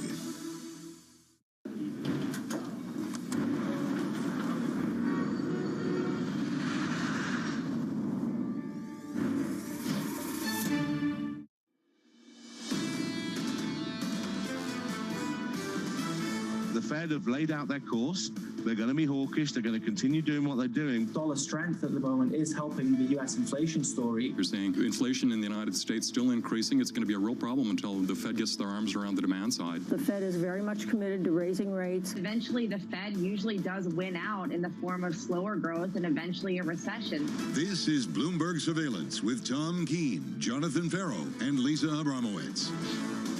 Who came up with today's schedule? Live from New York City this morning. Good morning, good morning. For our audience worldwide, this is Bloomberg Surveillance on TV and radio alongside Tom Keene and Lisa Abramowitz. I'm Jonathan Farrow. TK back in the seat with futures unchanged on the S&P 500. Tom, coming up, an ECB rate decision and Chairman Powell speaking somewhere in that news conference? Somewhere in the middle of it. And I got to admit, John, I'm very surprised by this. I think just on a courtesy basis, you don't step on each other. Couldn't agree more. I don't know who's on fault, but, we're going to do our best to cover it. And really good news is Maria Tadeo, making a sighting in Frankfurt. I saw that. Very cool, Tom. Yes. On a day we're talking about a 75 basis point rate hike. Come on. 50, 75. I'll say this, maybe just a little bit of a difference on the executive board over at the ECB. Right. Philip Lane perhaps leaning towards 50, Schnabel leaning towards 75.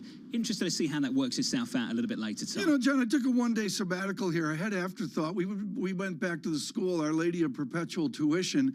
And I got to say, John, I did a lot of reading over the last 48 hours, and I'm on the warpath that Europe is the same as America. It's not. And it's not just the war in Ukraine. Christine Lagarde has a near zombie economy since 2009. And you needed to read the last 48 hours to work that out, Tom. Well, no, but it just accentuated. The ECB faces the same problems as the United States right now.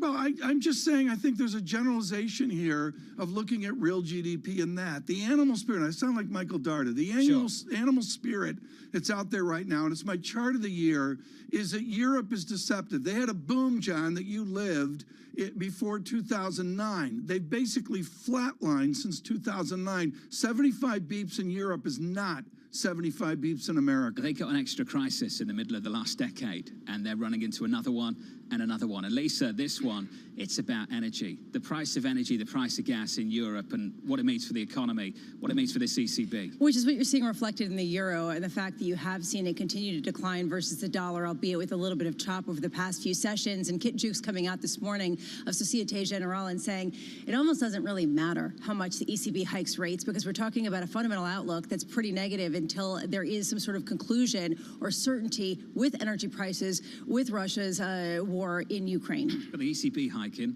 Federal Reserve hiking, Bank of England hiking, RBA signaling that maybe they downshift at future meetings, and a BOJ talking some verbal intervention, Bramo, and seemingly achieving absolutely nothing. So there was in the FX market. Yeah, there was this meeting of officials of Japanese members of different agencies to talk about the concern in the violent move in the yen that they were saying was not justified by the fundamentals. Everything remains on the table. They are looking at this. It's concerning, and the yen is still weaker on the day. The yen is weaker. Tom, verbal intervention is not getting it done. When you've got a cap on your yields in the bond market and everyone else is hiking and you're not.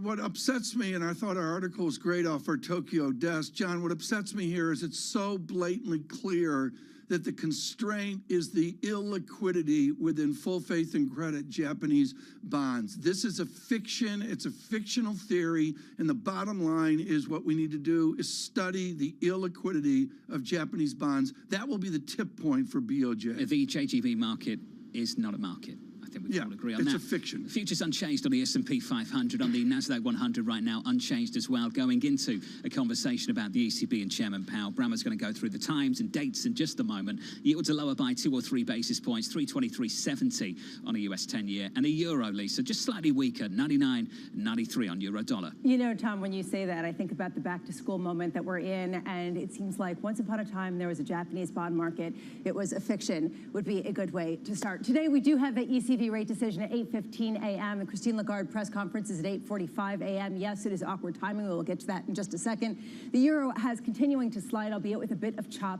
How much can they give some sense of how much they look to energy prices? How much they're going to look to the speech that we're expecting from Liz Truss later this morning on energy, on the plan to support that, on the European financial leaders coming together tomorrow to discuss this? How much is that really what's driving the rate moves, what's driving the euro? And frankly, how much are the hands tied of members of the ECB? At 9:10 a.m., this is why it's awkward. Fed Chair Jay Powell is participating in a moderated conversation with the Cato Institute, conflicting with Christine Lagarde. How much can he really give insight at a time when the market is pretty much pricing in a 75 basis point rate hike for the U.S., for the Federal Reserve later this month?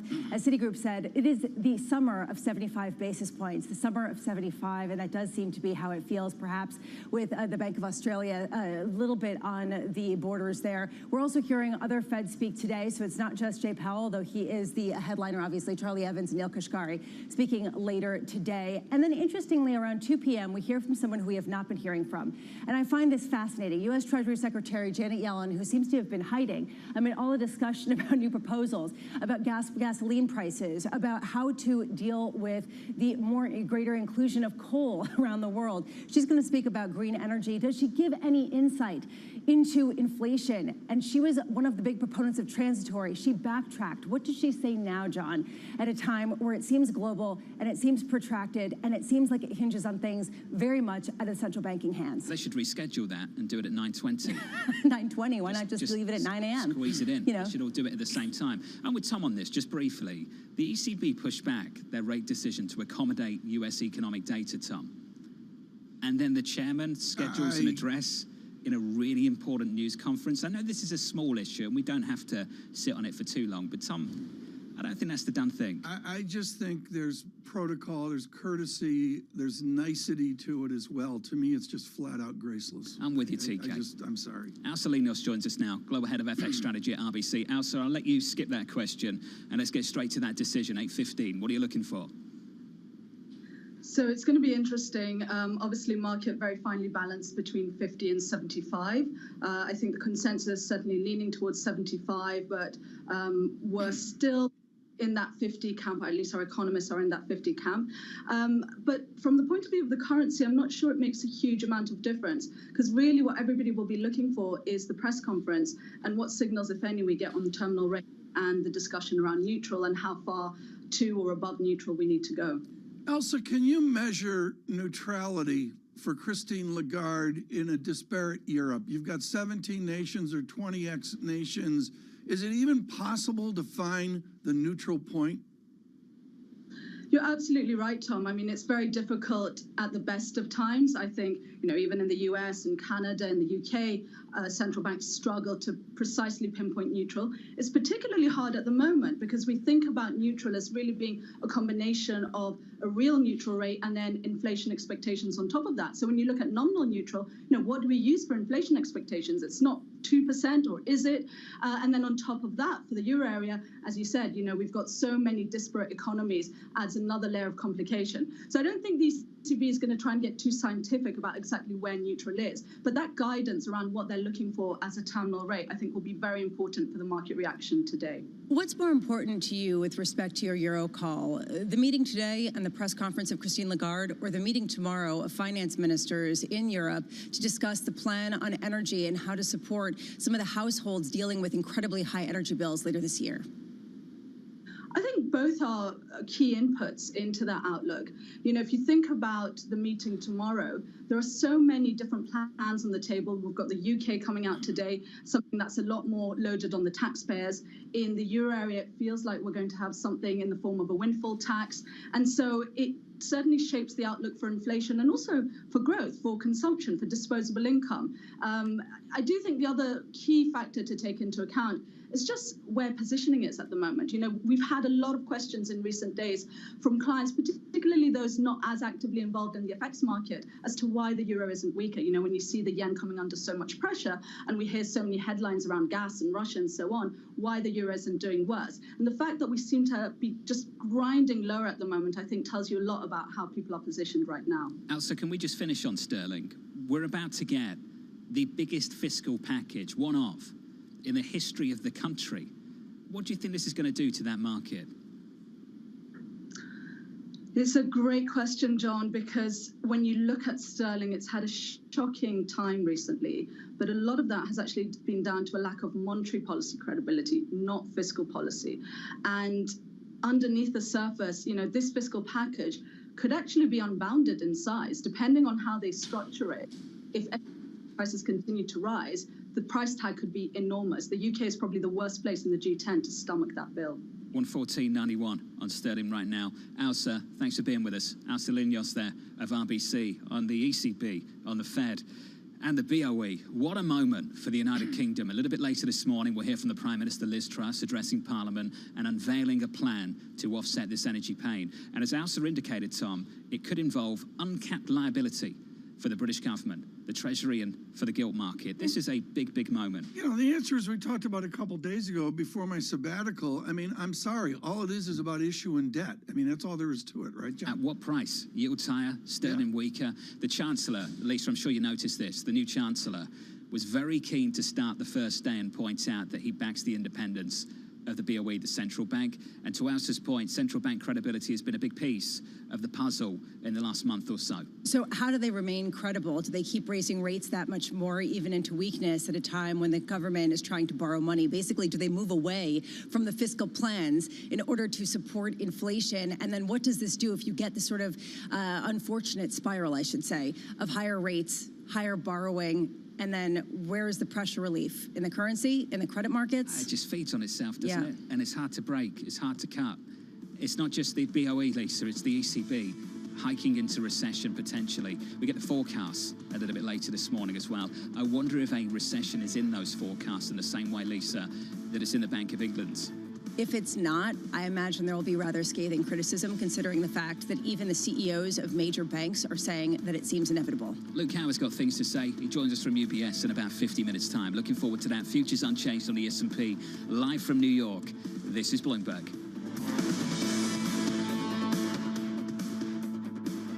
Keeping you up to date with news from around the world with the first word, I'm Lisa Mateo. The European Central Bank is on the brink of a jumbo 3/4 point increase in interest rates today as it tries to back control over record inflation. A majority of economists surveyed by Bloomberg predict that the ECB will take an unprecedented monetary tightening step. Well, Goldman Sachs has lifted its forecast for the pace of interest rate hikes by the Federal Reserve. Goldman now expects the Fed to hike by 75 basis points this month and 50 basis points in November. That's 25 basis points higher in each case. Goldman's economists write that Fed officials seem to imply that progress toward taming inflation has not been as rapid as they would like. Liz Truss will use her first significant act as the UK's Prime Minister to try to ease an historic cost of living crisis. Today, Truss will lay out her plan to tackle soaring energy bills. The government could end up spending as much as $230 billion over the next 18 months to contain energy prices. President Biden is holding back on a decision to scrap any Trump-era tariffs on China imports. Earlier this summer, the president had signed off on an exclusion process for exemptions from tariffs on manufacturing materials imported from China. Bloomberg's learned the administration is studying ways to help businesses seeking relief. And Tesla's operation in China are back in full swing after a factory upgrade and a lockdown slowed production. The electric car maker delivered a near 77,000 Chinese-made vehicles in August, and that's a sharp rebound from the 28,000 that were built in July. Global news 24 hours a day on air and on Bloomberg Quick Take, powered by more than 2,700 journalists and analysts in more than 120 countries. I'm Lisa Mateo. This is Bloomberg.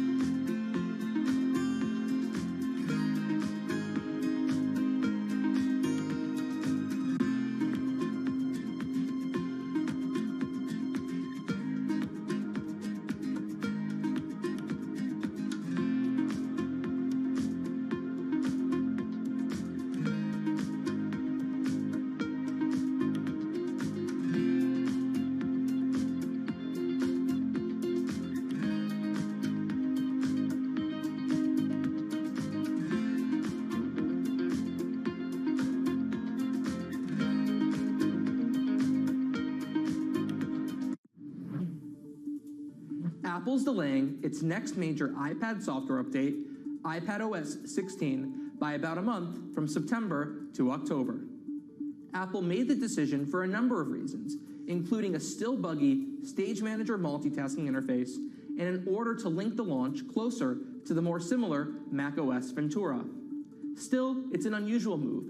Since shifting the launches to the fall in 2011, Apple has released its new iPhone and iPad software updates simultaneously each year around September. By staggering the releases, users may find some issues around compatibility with cross-device features like retracting and editing messages in iMessage, the new shared iCloud photo library, and the new feature for transferring FaceTime calls between iPhones and iPads. It will also make it a bit harder for developers to launch apps that run on both the iPad and iPhone that require new APIs and features found across iPadOS 16 and iOS 16. Regardless, it was still, of course, the right move. Stage Manager on iPadOS 16 is still quite buggy. I don't find it particularly intuitive, and it's not compatible with most iPads and many third-party apps on the App Store. The feature clearly needs some more polish. And complaints from consumers about Stage Manager will now no longer probably overshadow the earlier launch of the iPhone 14.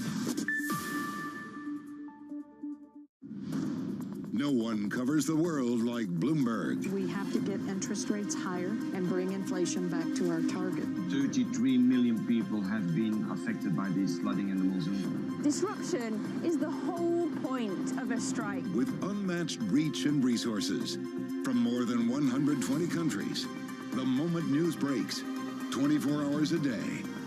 Bloomberg, your global business authority. Today's CFOs are reshaping the C-suite, positioning companies to meet the next generation of challenges, breaking out of traditional roles. One of the most important things is looking around the corner. Look for Chief Future Officer on Bloomberg. Bloomberg has enhanced search on the terminal to deliver what you need when you need it. Now, you can simply type phrases in everyday English in the command line. Compare financials. Find people. Analyze markets. You can enter phrases or ask questions. What do you want to know today? Ask a question or visit SearchGo to find answers now. On the David Rubenstein Show, Peer-to-Peer Conversations, I uncover the untold stories of the world's most successful leaders. Watch Wednesdays on Bloomberg Television. Wall Street prepares for the latest read on inflation. Things are moving. The news flow is extraordinary. Will headline inflation continue to ease? The totality of the data has been better than expected. Very positive movement on inflation. Instant reaction on Bloomberg surveillance. This is a new era, and it is one of the most pressing concerns facing us. And what it means for the Fed. This inflation fever is breaking and economies keep softening. They are on track, perhaps, for that soft landing. Inflation in Focus, Tuesday on Bloomberg.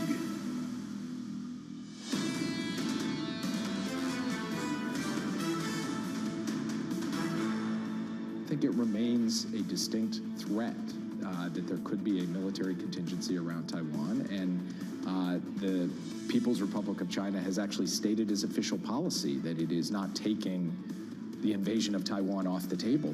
That was David Rubenstein speaking with Jake Sullivan, the U.S. National Security Advisor. You can watch the full interview September 21 at 9 p.m. in New York on peer-to-peer conversations. Looking forward to that in a couple of weeks' time. This headline just dropped in from Secretary Blinken, Tom, making an unannounced visit to Kyiv, Ukraine. So there you go, that headline dropped in just moments ago, TK. We see this, I'll say that former Prime Minister Johnson maybe is the one that started that trend, but it's becoming more and more. It was something, John, the other day to see Mr. Zelensky opening the bell of the New York Stock Exchange. I'll get you a little bit more on that a little bit later. Futures right now, unchanged on the S&P 500, on the NASDAQ 100, unchanged as well. The yields come in a couple of basis points, 324 on a US 10-year. Crude got hammered yesterday, 81.50 on WTI. And euro-dollar just about at parity going into this one with the ECB. So it's 6:20 Eastern time now, 6:19.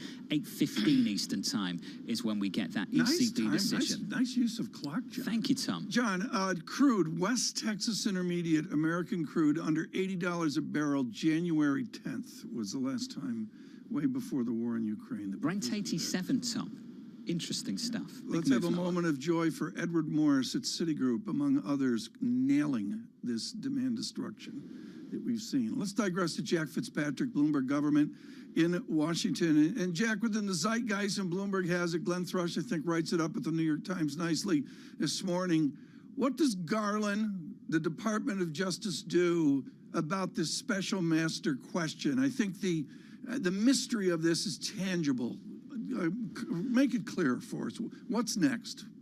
It's tough to make it clear because the special master could slow things down. I think that's one key concern from the FBI and the Justice Department is that it's not clear right now how long the process of reviewing all of this will go on. The next step is not imminent. We know that, or at least the very significant next step, because the Justice Department has its guidance that they're not supposed to take very, very significant legal actions, like if they were to charge former President Trump with any crimes within 60 days of an election. Yeah. So they're already in a bit of a holding cycle. Right. But one of the main questions they face now is what does the special master do to whatever timeline the Justice Department had in mind? Jack, my knowledge of this is Perry Mason that my mother used to watch. I was far too young to watch it, John and Lisa. But so I'm watching Perry Mason, and the problem gets solved by the end of the episode.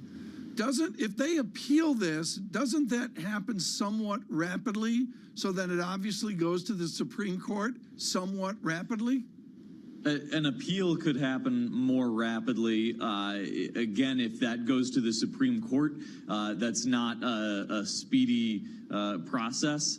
So that's one reason why the timeline on all of this is pretty hazy. But yes, an appeal from the Justice Department would happen more quickly than that would not be bound by, for example, their 60-day guideline on not taking those kinds of actions. That could happen a bit sooner. That's the domestic intrigue, Jack. As we just got that headline, Tony Blinken making a surprise visit to Kyiv in Ukraine.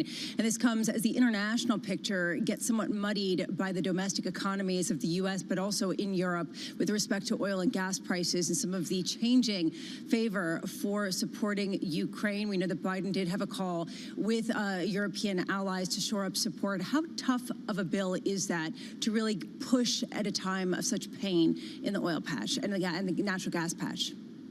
Well, from the U.S.'s perspective, the challenge primarily would be trying to keep European allies on board. Obviously, increasing energy prices is not politically convenient anywhere, but it seems that the White House's focus is trying to keep everybody circling the wagons. You see that with the video call coming up with some European leaders today. The willingness to provide support for Ukraine is not flagging in the U.S. There's talk about another batch of military aid that Congress would provide, in addition to the $2 billion news that just came out from the State Department. Yes, energy prices make things challenging. The U.S. is not. There's no reason to think that the U.S.'s stance has fundamentally been shaken. The challenge that you see them trying to address with the call upcoming today is, can there be further displays of unity before things potentially get worse this winter? Hey, Jack, thank you.